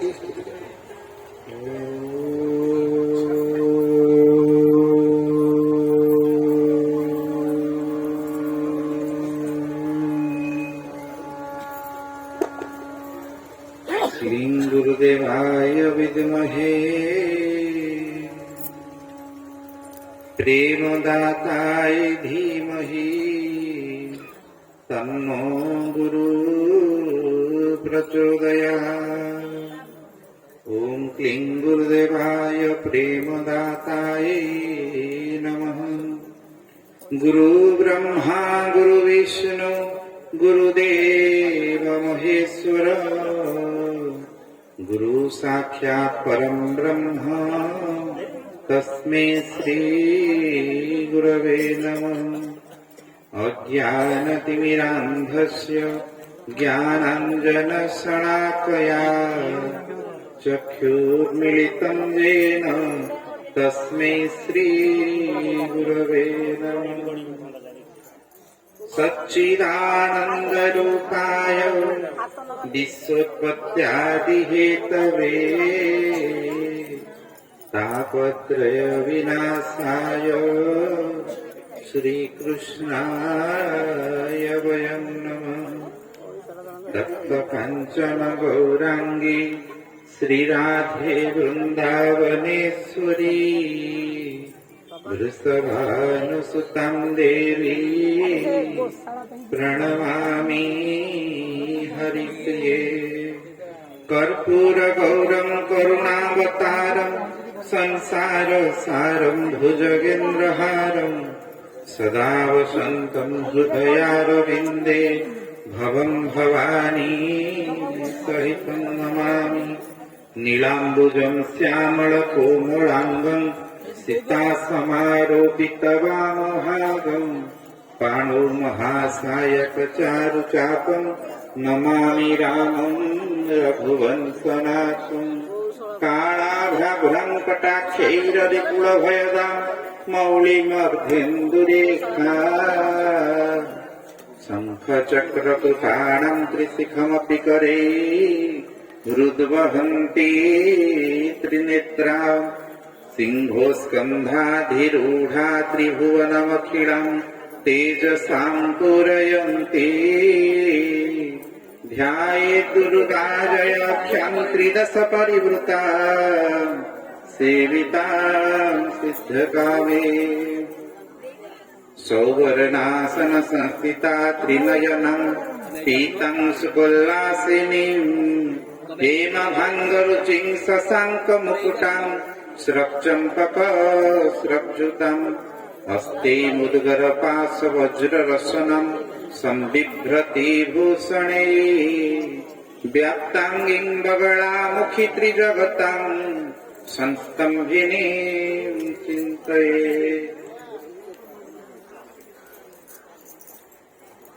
मदीय परमाराध्य गुरुदेव जगद्गुरु ठाकुर श्री श्री श्री अभिराम परमहंस देवंकर अभय चरणारविंदरे दीनहीन अकिंचनर अनंत कोटिवार साष्टांग दंड प्रणाम सहित कृताभिक्षा। पीठेश्वरी भगवती जगदम्बा आद्याशक्ति करुणामयी माँ बनदुर्गा पूर्णमासी भगवती अभय चरणारविंदरे अनंत कोटिवार साष्टांग दंड प्रणाम सहित कृताभिक्षा। शांति धामर वंदित अर्चित समस्त श्री विग्रह तथा इह ग्रामर वंदित अर्चित समस्त श्री विग्रह अभय चरणारविंदरे अनंत कोटिवार साष्टांग दंड प्रणाम सहित कृताभिक्षा। शांति धामर पूज्यपाद आचार्य वैष्णव मंडली तथा सद्गुरुदेव रामदास बाबांकर अभय चरणारविंदरे अनंत कोटिवार साष्टांग दंड प्रणाम सहित कृताभिक्षा। मंचासीन पूज्य संत दिव्य संत बाबा श्री स्वामी श्री मुकुंद कृष्ण दास जी महाराजंकर अभय चरणारविंदरे ये दीनहीन अकिंचनर अनंत कोटिवार साष्टांग दंड प्रणाम सहित कृपा निवेदन।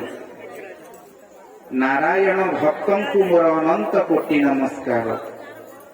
सेही ज्ञान रे समस्तंकर हृदय रे मो प्रभु विराजमान करिसंती बोली चिंता करी समस्तंकु ये मंचरु साष्टांग दंड प्रणाम सहित समस्तंकर हृदय रे मो प्रभु विराजमान करिसंती समस्तंकर कृपा भिक्षा करुछि। कोन बा अधिक कहिबी 7 दिन भागवत कथा सुनिला परे मैं तो जड़वत हो जाइछु। आउ कहिबार किछि अधिक नाही। सबु रस ज्ञान समस्ते आमे पाई सारिछे महाराज जी श्री मुखरु। भागवतर मूल अर्थ कौन?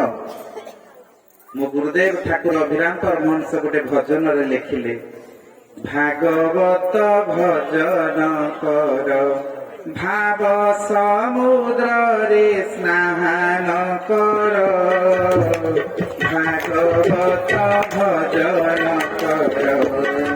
ଯେଉଁ ଭାବେ ଜୀବ ପରମ ଏକାଙ୍ଗ, ଯେଉଁ ଭାବେ ଜୀବ ପରମ ଏକାଙ୍ଗ, ମନ ମାୟା ସିନ୍ଧୁ ହୋଇଲା ପାର। ଭାଗବତ ଭଜନ କର, ଭାବ ସମୁଦ୍ରରେ ସ୍ନାନ କର, ଭାଗବତ ଭଜନ। ଯେଉଁ ଭାବରେ ଜୀବ ପରମ ଏକାଙ୍ଗ ହୋଇଯିବେ। ତେଣୁ এই 7 ଦିନ ଭାଗବତ ଶୁଣିଲା ପରେ ପରମ ପୁରୁଷ ଭଗବାନ ଶ୍ରୀକୃଷ୍ଣଙ୍କର ପଦାର ବିନ୍ଦରେ ଯେତେବେଳେ ଆମ ମନ ସମ୍ପୂର୍ଣ୍ଣ ଭାବରେ ଲାଗିଯିବ, ସତ୍ସଙ୍ଗର ଅର୍ଥ କଣ? ଶରୀର ଏବଂ ସଂସାର ପ୍ରତି ସମ୍ପୂର୍ଣ୍ଣ ମାତ୍ରାରେ ବୈରାଗ୍ୟ ଏବଂ ଭଗବାନଙ୍କର ଚରଣରେ ଅନୁରାଗ। ତାହେଲେ ଯାଇ ଏ ସତ୍ସଙ୍ଗର ପ୍ରକୃତ ଲାଭ ମିଳିବ ଆମକୁ। କିନ୍ତୁ ଆମେ ଯଦି ସତ୍ସଙ୍ଗରେ ବସି ସଂସାର କଥା ଚିନ୍ତା କରୁଥିବା, ତାହେଲେ ଏ ସତ୍ସଙ୍ଗର ମୂଲ୍ୟ କିଛି ରହିବନି। ଏମିତି ବର୍ଷ ବର୍ଷ ପର୍ଯ୍ୟନ୍ତ ଆମେ ସତ୍ସଙ୍ଗ କଲେ ମଧ୍ୟ କିଛି ବି ଲାଭ ପାଇବା ନାହିଁ। ସମସ୍ତେ ଆମେ ଆସିଛେ ଗୃହ ଜଞ୍ଜାଳ ସବୁ ଛାଡି ଆସିଛେ, ଏଠି ବସି ଯଦି ଗୃହ କଥା ଚିନ୍ତା କରିବା, ବେପାର କଥା ଚିନ୍ତା କରିବା ନା, ପ୍ରଭୁଙ୍କର ରସରେ ସମ୍ପୂର୍ଣ୍ଣ ଭାବରେ ନିମଜ୍ଜିତ ହେଇଯିବା। ଗୋଟେ ଛୋଟିଆ ଉଦାହରଣ, ଗୋଟେ ମନୁଆ ଗୋପାଳ ଥିଲା। ମନୁଆ ଗୋପାଳ କଣ କରେ? ଗାଈ ଜଗୁଛି। ହଠାତ୍ ଗାଈ ଜଗୁ ଜଗୁ ଜଗୁ ଜଗୁ ଯାଇ ପହଞ୍ଚିଲା ପର୍ବତ ଶିଖରରେ। ସାଧୁମାନେ ସବୁ ଗୋଚାରଣ କରୁଛନ୍ତି। ଏ ପର୍ବତ ଶିଖରରେ ସାଧୁମାନେ ସବୁ ନାମ ଭଜନ କରୁଛନ୍ତି। କେଉଁ ସାଧୁ ବସି ପ୍ରେମରେ କୀର୍ତ୍ତନ କରୁଛନ୍ତି ଆନନ୍ଦରେ, କୃଷ୍ଣ କୃଷ୍ଣ ବୋଲି ପ୍ରେମେ ଗଡା ଗଡି, କୃଷ୍ଣ ନାମ ଅଟେ ସଂସାରେ ସାର। ସମସ୍ତେ ପ୍ରଭୁଙ୍କର ଭାବରେ ତଲ୍ଲୀନ ହୋଇଯାଇଛନ୍ତି। ଏ ସମୟରେ ମନୁଆ ଗୋପାଳ ଯେତେବେଳେ ଯାଇ ପହଞ୍ଚିଲା, ମନୁଆ ଗୋପାଳ ଦେଖୁଛି ଯେ ଇଏ ସାଧୁମାନେ କଣ ସବୁ କାନ୍ଦିକି ଗଡୁଛନ୍ତି। ତା ଆଖିରେ ମଧ୍ୟ ଦେଖିକରି ଲୁହ ଆସିଗଲା। ସିଏ ମଧ୍ୟ ସାଧୁମାନେ ଯେମିତି କାନ୍ଦିକି ଗଡୁଛନ୍ତି, ମନୁଆ ଗୋପାଳ ସେଇଭଳି କାନ୍ଦିକି ଗଡିଲା। ଏତିକି ଦେଖିଲା ପରେ କିଛି ସମୟ ପରେ ଯେତେବେଳେ ସାଧୁମାନେ ସବୁ ପ୍ରକୃତିସ୍ଥ ହେଲେ, ଧୀରେ ଧୀରେ ଧୀରେ ଧୀରେ ସେମାନଙ୍କର ମହାଭାବ ଦଶାରୁ ସେମାନେ ଫେରି ଆସିଲେ। ଅନେଇଲା ବେଳକୁ ମନୁଆ ଗୋପାଳ କାନ୍ଦିକି ଗଡୁଛି। ସାଧୁମାନେ କହୁଛନ୍ତି, ଧନ୍ୟରେ ଗୋପାଳ, ତୁ ସଂସାର ଭିତରେ ରହି ମଧ୍ୟ ପ୍ରଭୁଙ୍କର ପ୍ରେମରେ ତୁ ପାଗଳ ହୋଇ ତୋ ଆଖିରୁ ଲୁହ ବାହାରୁଛି, ତଳେ କଚାଡି ହୋଇ ପଡୁଛୁ। କି ପ୍ରକାରର ଭାବ, କି ପ୍ରକାରର ଭକ୍ତି। ପଚାରିଲେ ତା ଭିତରୁ ଜଣେ ସାଧୁ, କହିଲେ, ଆରେ ତୁ କାହିଁକି କାନ୍ଦୁଥିଲୁ? ନା ଆଜ୍ଞା, ଆପଣ ମାନେ ଯୋଉ କାନ୍ଦୁଥିଲେ ସେ କାନ୍ଦକୁ ଦେଖିକି ମୋ ଆଖିରେ ମଧ୍ୟ ଲୁହ ଆସିଗଲା। କହିଲେ କାହିଁକି? ନା ମୋର ଆଜିକି 15 ଦିନ ହେଲା ଗୋଟେ ଗାଈ ହଜିଛି। ସେ ଗାଈ କଥା ମୋର ବେଶୀ ମନେ ପଡିଲା, ତ ସେଥିପାଇଁ ମୁଁ କାନ୍ଦିକି ଗଡୁଛି। କହିଲେ ଗାଈ କଥା ମନେ ପଡିଲା, ମୁଁ ଭାବିଲି ଆପଣ ମାନଙ୍କର ମଧ୍ୟ କୋଉ ଦ୍ରବ୍ୟ ହଜି ଯାଇଛି, ସେଇଥିପାଇଁ ଆପଣ ସେ ହଜିଲା ଦ୍ରବ୍ୟକୁ ଖୋଜିକି କାନ୍ଦୁଛନ୍ତି। ତେଣୁ ଏଇଭଳି ଯଦି ଆମ ମାନଙ୍କ ଭିତରେ ମନୁଆ ଗୋପାଳର ଯଦି ବୁଦ୍ଧି ଆସିବ, ତାହେଲେ ଏ ସତ୍ସଙ୍ଗରେ ଲାଭ କଣ ହବ? ତେଣୁ ମଳୟ ପବନ, ସାଧୁ ଯେ ମଳୟ ପବନ, କାଷ୍ଠକୁ କରନ୍ତି ଚନ୍ଦନ। ମଳୟ ପବନ ସବୁଠି ବାଜିବ, କିନ୍ତୁ ବାଉଁଶ ବୃକ୍ଷରେ ବାଜିବନି। କାହିଁକି? ବାଂଶ ବୃକ୍ଷ ବୋଲି ଯାହାକୁ ବୋଲନ୍ତି, ଅବିଶ୍ୱାସୀ ଯେଉଁ ନର, ଯାହାର ଗୁରୁଙ୍କ ବାକ୍ୟରେ ବିଶ୍ୱାସ ନାହିଁ, ଯାହାର ସାଧୁଙ୍କ ବାକ୍ୟରେ ବିଶ୍ୱାସ ନାହିଁ, ଯାହାର ଶାସ୍ତ୍ରରେ ବିଶ୍ୱାସ ନାହିଁ, ତେଣୁ ଇଏ ଜୀବନ ସାରା ମଧ୍ୟ ସତ୍ସଙ୍ଗ କରିଲେ ତାର କୌଣସି ସୁଫଳ ମିଳିବନି। ମନୁଆ ଗୋପାଳ ପଚାରୁଛି, ହେ ସାଧୁ ସନ୍ଥ ମାନେ, ଆପଣ କାହାକୁ ହଜେଇ ଦେଇଛନ୍ତି ଯେ କାନ୍ଦୁଛନ୍ତି ବିକଳ ହୋଇ? ସାଧୁ ସନ୍ଥ ମାନେ କହୁଛନ୍ତି, ଆମେ ମା ଗର୍ଭରୁ ଯୋଉ ପ୍ରଭୁଙ୍କୁ ସାଙ୍ଗରେ ଲୀଳା ଖେଳା କରୁଥିଲୁ, ସେଇ ପ୍ରଭୁଙ୍କୁ ଆଜି ସଂସାରର ମାୟାରେ ଆମେ ହଜେଇ ଦେଇଛୁ। ଆଉ ସେ ପ୍ରଭୁଙ୍କ ପାଇଁ ଆମେ କୀର୍ତ୍ତନ କରୁଛୁ। ମନୁଆ କହିଲା ହଉ ତାହେଲେ ପ୍ରଭୁଙ୍କ ପାଇଁ କୀର୍ତ୍ତନ କରୁଛନ୍ତି, ପ୍ରଭୁ କଣ କ୍ଷୀର ଦେବେ ଯେ ମୁଁ ପ୍ରଭୁଙ୍କ ପାଇଁ କୀର୍ତ୍ତନ କରିବି? ତେଣୁ ମୋ ଗାଈଟା କ୍ଷୀର ଦେବା ଗାଈଟା ହଜିଗଲା, ମୁଁ ସେ ଗାଈ ପାଇଁ ହିଁ କାନ୍ଦୁଥିଲି। ଏତିକି ଭାବି ମନୁଆ ଆଖିରୁ ଲୁହ ପୋଛି ଦେଇ ପଳେଇଗଲା। ଯଦି ପଳେଇ ଯାଉଛନ୍ତି କୃଷ୍ଣ ମଥୁରା ଛାଡି, ସେତିକି ବେଳେ ଗୋପୀ ଗୋପାଙ୍ଗନା ମାନଙ୍କ ଆଖିରେ ଲୁହ ଆସୁଛି। ସେ ପ୍ରସଙ୍ଗ ମହାରାଜ ବର୍ଣ୍ଣନା କଲା ବେଳେ ଯଦି ଆମ ମାନଙ୍କ ଭିତରେ ଲୁହ ଆସିଲା, କିନ୍ତୁ ଉଦ୍ଦେଶ୍ୟ ରହିଲା ଯଦି ଆହା ଆମ ପୁଅ ମଧ୍ୟ ଯାଇ ବିଦେଶରେ ରହିଛି, ତେଣୁ ସେ ଲୁହଟା ଭଗବାନଙ୍କ ଉଦ୍ଦେଶ୍ୟରେ ନୁହଁ, ସେଟା ପୁଅ ପାଇଁ ସେ ଲୁହ। ବାସ୍ତବ ଲୁହ ସେ ନୁହଁ। ନିଜର ଦୁଃଖ ଯନ୍ତ୍ରଣାକୁ ଭଗବାନଙ୍କ ଆଗରେ ଜଣେଇ ଆମେ କାନ୍ଦିବା, ସେଇଟା କଣ ପ୍ରକୃତରେ କଣ ପ୍ରେମାଶ୍ରୁ? ସେ ଅଶ୍ରୁରେ ଭଗବାନ ସନ୍ତୁଷ୍ଟ ହୁଅନ୍ତିନି, ତାଙ୍କ ହୃଦୟ ଦ୍ରବୀଭୂତ ହୁଏନି ସେ ଅଶ୍ରୁରେ। ସଂସାର କାମନା ପାଇଁ ଆମେ ସେ ଅଶ୍ରୁ କରୁଛେ। ତେଣୁ ସମସ୍ତଙ୍କ ପାଇଁ ଆଖିରୁ ଲୁହ ବାହାରୁଛି। ଥରେ ଯଦି ପ୍ରଭୁଙ୍କ ପାଖରେ ପ୍ରେମ ହେଇଯିବ, ତାଙ୍କ ଛବି ସବୁବେଳେ ଆଖି ଆଗରେ ନାଚିବ। ତାଙ୍କ ନାମ ଉଚ୍ଚାରଣ କରିବା ମାତ୍ରେ ଆଖିରୁ ଧାର ଧାର ଅଶ୍ରୁ ଝରିଯିବ। ହଁ କୃଷ୍ଣ ବୋଲି ସବୁବେଳେ ହୃଦୟ ଭିତରେ ଚିନ୍ତା କରୁଥିବା, ତାହେଲେ ଯାଇ ଏ ଭାଗବତର ଲାଭ ଆମକୁ ମିଳିବ। ଭାଗବତ କଣ? ଭାବକ୍ଷର ଭାବନା ହେଲା ଜ୍ଞାନ ତତ୍ତ୍ୱେ ରହିଲା। ଭାବକ୍ଷର ଭାବନା ହେଲା ଜ୍ଞାନ ତତ୍ତ୍ୱେ ରହିଲା। ବକ୍ଷରେ ବ୍ରହ୍ମ ଦର୍ଶନ କରିନ, ବକ୍ଷରେ ବ୍ରହ୍ମ ଦର୍ଶନ କରିନ। ଅକ୍ଷର ଗୋପୀ ରୂପେ ଚୁର ଭାଗବତ ଭଜନ କର। ଭାବ ସମୁଦ୍ରରେ ସ୍ନାନ କର, ଭାଗବତ ଭଜନ କର। ଭୋଳାନନ୍ଦ କନ୍ଦ ଭଗବାନ କି। ତେଣୁ ଭାଗବତର ପ୍ରକୃତ ଅର୍ଥ ହଉଛି ଭାବ, ଜ୍ଞାନ, ବ୍ରହ୍ମ ଦର୍ଶନ ଏବଂ ହେତୁ। ହେତୁ ଅର୍ଥାତ କଣ? ପ୍ରତି ମୁହୂର୍ତ୍ତରେ ସ୍ମରଣ କରିବା ତାଙ୍କୁ। ଆମେ ସବୁ ସଂସାରରେ ବିଭିନ୍ନ ପ୍ରକାର ବିପଦ ପଡୁଛି। ଜ୍ଞାନୀ ନାମ ଅଗ୍ରଗଣ୍ୟ ଯିଏ, ସେ ହଉଛନ୍ତି ହନୁମାନ। ହନୁମାନଙ୍କୁ ପ୍ରଭୁ ରାମଚନ୍ଦ୍ର ପଚାରିଲେ, କହିଲେ ହନୁମାନ ତୁମେ ତ ବିଦ୍ୟାବାନ ଗୁଣୀ ଅତି ଚତୁର, ତାହେଲେ ସଂସାରରେ ସବୁଠୁ ବଡ ବିପଦର କଥା କଣ କହିଲେ? ଭକ୍ତମାନେ ସବୁ ବିପଦରେ ମତେ ଡାକୁଛନ୍ତି। ସମ୍ପଦ ବେଳେ ଆମେ କେହି ଖୋଜୁନେ, ତେଣୁ ବିପଦ କଣ ପ୍ରକୃତରେ କହିଲେ ହନୁମାନ? କହିଲେ କହେ ହନୁମନ୍ତ ବିପତ୍ତି ପ୍ରଭୁ ସୋଇ, ଜଗତ ସୁମିରନ ଭଜନ ନ ହୋଇ। ଯେତେବେଳେ ଆମେ ଭଗବାନଙ୍କୁ ଭୁଲି ଯାଉ, ବିସ୍ମରଣ ହେଇଯାଏ ଆମର, ତାହା ହିଁ ସବୁଠୁ ବଡ ବିପଦ। ଆମକୁ ଯିଏ ତିଆରି କଲା, ଆମକୁ ଯିଏ ଗଢିଲା, ଆମ ସଂସାରକୁ ଯିଏ ସଜାଡିଛି, ଆମ ପାଇଁ ଯିଏ ଏତେ ବ୍ୟବସ୍ଥା କରିଛି, ଆମେ ସେ ମାଲିକକୁ ଭୁଲି ଗଲେ କେତେ ବଡ କୃତଜ୍ଞ ଆମେ।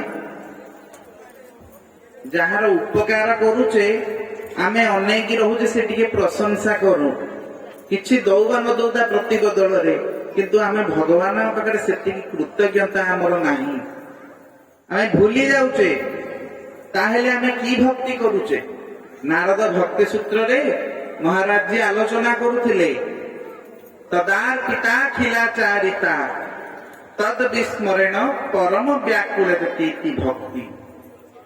ତାଙ୍କ ବିସ୍ମରଣରେ ପରମ ବ୍ୟାକୁଳତା। କେବଳ ଟିକିଏ କୃଷ୍ଣ କୃଷ୍ଣ ବୋଲି କହିଦେବା, ଯାଉ ଆସୁ ଟିକେ ଦେଖିଲେ ହଁ ଭଗବାନ ଟିକେ ମୁଣ୍ଡିଆ ମାରିଦେବା, ତାଙ୍କ ବାଟରେ ସେ ଘରେ ଅଛନ୍ତି ତ ଭଗବାନ ତ ପୂଜା କଲା ବେଳେ ଟିକେ, ତାହା ନୁହେଁ।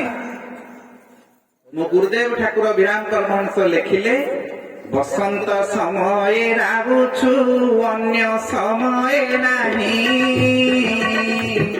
ରବ ତ ଚିରସ୍ଥାୟୀ ନୁହେଁ ଏଥିରେ ଶାନ୍ତି କାହିଁ। ବସନ୍ତ ସମୟରେ ରାବୁଛୁ ଅର୍ଥାତ ଯେତେବେଳେ ହରି କୀର୍ତ୍ତନ ହଉଛି, ଯେତେବେଳେ ସତ୍ସଙ୍ଗରେ ବସୁଛେ, ସେତେବେଳେ ଭଗବାନଙ୍କ କଥା ଆମ ମନକୁ ଆସୁଛି। ଆଉ ଘରକୁ ଗଲେ କଣ ଆସୁଛି? ଭୁଲି ଯାଉଛେ। ଆଉ ଏଠୁ ଡେଇଁଲା ପରେ ଆମେ ସବୁ ଇଆଡୁ ସିଆଡୁ ସବୁ କଥାବାର୍ତ୍ତା। ଏଥିରେ ଶାନ୍ତି ପାଇବା କିପରି ମନରେ? ତେଣୁ ଶାନ୍ତି ଛାଡି କିମ୍ବା ଅଶାନ୍ତେ ଗତି କରୁଛୁ ମନ, ଚିର ଶାନ୍ତି ତୋର ଶ୍ରୀକୃଷ୍ଣ ଆଉ ସର୍ବସୋପନ। ଚିର ଶାନ୍ତି ହେଉଛନ୍ତି କୃଷ୍ଣ, କୃଷ୍ଣଙ୍କ ଛଡା ଆଉ ସବୁ ହଉଛି ସ୍ୱପ୍ନ ତୁଲ୍ୟ, ଯାହାକୁ ଶଙ୍କରାଚାର୍ଯ୍ୟ କହିଲେ ଶ୍ଲୋକାର୍ଧେନ ପ୍ରବକ୍ଷ୍ୟାମି ୟଦୁକ୍ତଂ ଗ୍ରନ୍ଥ କୋଟିଭିଃ, ବ୍ରହ୍ମ ସତ୍ୟ ଜଗତ ମିଥ୍ୟା ଜୀବ ବ୍ରହ୍ମୈବ ନାପରଃ। ସଂସାର ହଉଛି ମିଥ୍ୟା, ବ୍ରହ୍ମ ହିଁ ସତ୍ୟ। ସେ ବ୍ରହ୍ମ କିଏ? ସେ ହେଉଛନ୍ତି ସାକାର ରୂପରେ ଅବତାର ନେଇ ଆସିଛନ୍ତି ସାକ୍ଷାତ କୃଷ୍ଣ। ତେଣୁ ସେ ବ୍ରହ୍ମ ହିଁ ହେଉଛନ୍ତି କୃଷ୍ଣ, ସେ ହିଁ ହେଉଛନ୍ତି ସତ୍ୟ। ଯାଉ ଆସୁ ବସୁ ଉଠୁ ପ୍ରତ୍ୟେକ ମୁହୂର୍ତ୍ତରେ ଆମେ ତାଙ୍କ ସ୍ମରଣ କରିବା। ଆରେ ମୁଁ ଭୁଲିଗଲି, ଆଜି ଟିକେ ସ୍ମରଣ କଲିନି ପ୍ରଭୁଙ୍କୁ। ପ୍ରତ୍ୟେକ ମୁହୂର୍ତ୍ତରେ, ପ୍ରତ୍ୟେକ କର୍ମରେ, ସାଧାରଣ ଘରେ ଆପଣ ମାନେ ରୋଷେଇ କରୁଛନ୍ତି କିମ୍ବା ବେପାର ବାଣିଜ୍ୟ କରୁଛନ୍ତି, ସବୁ କର୍ମ ପ୍ରଭୁଙ୍କର ଅର୍ଥରେ ସମର୍ପଣ ହେବ। ମୁଁ ତାଙ୍କ ପାଇଁ କରୁଛି, ଏତିକି ଚିନ୍ତା କରିଦେଲେ ଜୀବନର ଉଦ୍ଧାର ହେଇଯିବ। ସାକ୍ଷାତ କୃଷ୍ଣ ଗ୍ରହଣ କରିବେ, ତାଙ୍କୁ ରୁଚିଲା ପରି ଆମେ ଆହୁରି ସ୍ୱାଦିଷ୍ଟ ବ୍ୟଞ୍ଜନ ରୋଷେଇ କରିବା। କୃଷ୍ଣଙ୍କ ପାଇଁ କରୁଛେ। ଯିଏ ଜମିରେ ହଳ କରୁଛନ୍ତି ସେମାନେ ଚିନ୍ତା କରିବେ, ମୁଁ କାହାର କରୁଛି? ମୁଁ କୃଷ୍ଣଙ୍କ ଜମିରେ ହଳ କରୁଛି। ତେଣୁ ସେ ଭାବଟା ରହିଲେ ସାଧାରଣ କର୍ମ ମଧ୍ୟ ଆମର କର୍ମ ଯୋଗ ସ୍ତରର ହୋଇଯିବ। ତେଣୁ ଖାଲି କୃଷ୍ଣଙ୍କ ପାଇଁ କରୁଛି ବୋଲି ମନରେ ଉଚ୍ଚାରଣ କରିଦେଲେ ହେବନି, ମନରେ ସେ ଭାବଟା ରହିବା ଦରକାର। ନହେଲେ ଏଠୁ ଗଲା ପରେ ଭାଗବତ ମହାରାଜ 7 ଦିନ ଯାକ ଏତେ ସୁନ୍ଦର ଭାବରେ ବୁଝେଇ କରି କହିଲେ, ଗାଁକୁ ଗଲେ କି ବନ୍ଧୁବାନ୍ଧବ ପଚାରିଲେ କହିବେ ବାବା ଆସିଥିଲେ, କେତେ ବଢିଆ କଥା କହିଲେ, ଆଖିରୁ ଖାଲି ଲୁହ ବାହାରିଲା। ବହୁତ ବସିଥିଲୁ ଯେ ଉଠିବା ପାଇଁ ଇଚ୍ଛା ହଉନଥିଲା। ଯିଏ ପଚାରିବ କଣ କହିଲେ, ଆଉ କଣ ମନେ ଅଛି କଣ କହିଲେ, କେତେ କଥା ତ କହୁଥିଲେ ଆଉ। ତେଣୁ ସତ୍ସଙ୍ଗରେ 100 କଥା କି 1,00,000 କଥା ଆଲୋଚନା ହେବ, ତା ଭିତରେ ଯଦି ଗୋଟିଏ କଥା ମହାରାଜଙ୍କର ଆମେ ମାନିକରି ତାକୁ ଜୀବନ ଦର୍ଶନରେ କାମରେ ଲଗେଇବା, ତାହେଲେ ଏ ସଂସାର ବନ୍ଧନରୁ ଆମେ ମୁକ୍ତି ପାଇପାରିବା। ପ୍ରଥମ ଭକ୍ତି କି ଶ୍ରବଣ ବୋଲି କୁହାଯାଇଛି। ଭଗବାନ ରାମଚନ୍ଦ୍ର ଯେତେବେଳେ ସବରୀ ମା ପାଖରେ ପହଞ୍ଚିଲେ, ସବରୀ ମା କହିଲେ, ପ୍ରଭୁ ମୋ ଗୁରୁଦେବ କହିଛନ୍ତି ଆପଣ ମତେ ଭକ୍ତିର ଶିକ୍ଷା ଦେବେ ବୋଲି।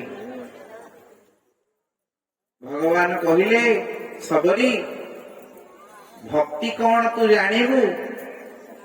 ଶୁଣେ ଭକ୍ତି କଣ। ପ୍ରଥମ ଭଗତି ସନ୍ତନ କର ସଙ୍ଗା, ଦୁସରୀ ରତି ମମ କଥା ପ୍ରସଙ୍ଗା। ପ୍ରଥମ ଭକ୍ତି ହେଉଛି ସତ୍ସଙ୍ଗ, ସାଧୁ ସଙ୍ଗ ହେଉଛି ପ୍ରଥମ ଭକ୍ତି। ଚୈତନ୍ୟ ମହାପ୍ରଭୁ କହିଲେ, ସାଧୁ ସଙ୍ଗ ସର୍ବଶାସ୍ତ୍ର କହେ, লবে মাত্র সাধু সঙ্গে সর্বসিদ্ধি হয়ে। সমস্ত শাস্ত্র কুহে সাধু সঙ্গ। ୟା ଅର୍ଥ କଣ? ବାବାଜୀ ଯୁଆଡେ ଯିବେ ସାଙ୍ଗ ହେଇକି ବୁଲିବା ନା, ସାଧୁଙ୍କର ମନ ଯୋଉ ସ୍ତରରେ ଗତି କରୁଛି, ଯୋଉ ଭଗବାନଙ୍କର ଚରଣରେ ସାଧୁଙ୍କର ମନ ଲାଗିଛି, ଆମେ ମଧ୍ୟ ଚେଷ୍ଟା କରିବା। ଭାଗବତ କୁହେ ସର୍ବକୁ ସଙ୍ଗ ଦୋଷ ହରେ ଯେନିତେ ସାଧୁ ସଙ୍ଗ କରେ ଗୋବିନ୍ଦ ଗୋବିନ୍ଦ ଗୋବିନ୍ଦ ଗୁରୁଟି স্বভাবে রজ তমে শান্তি সাধু সঙ্গমে মোতে শান্তি গোবিন্দ গোবিন্দ গোবিন্দ গুরুটি মকরন্দ ସ୍ୱଭାବରେ ଆମେ ରଜ ତମରେ ସମସ୍ତେ ବୁଡିକି ରହିଛେ କିନ୍ତୁ ସାଧୁ ସଙ୍ଗର ମହିମା ଏତେ ଉଚ୍ଚ କହିଲେ ସ୍ୱଭାବେ ରଜ ତମେ ଠାନ୍ତି ସାଧୁ ସଙ୍ଗମେ ମୋତେ ପାନ୍ତି ଅର୍ଥାତ ସାତ୍ବିକ ଭାବକୁ ଆସିବନି ତ୍ରିଗୁଣାତୀତ ମାୟାକୁ ପରାସ୍ତ କରି ସାକ୍ଷାତ ମୋତେ ହିଁ ପ୍ରାପ୍ତ କରନ୍ତି ସାଧୁ ସଙ୍ଗ ବଳରେ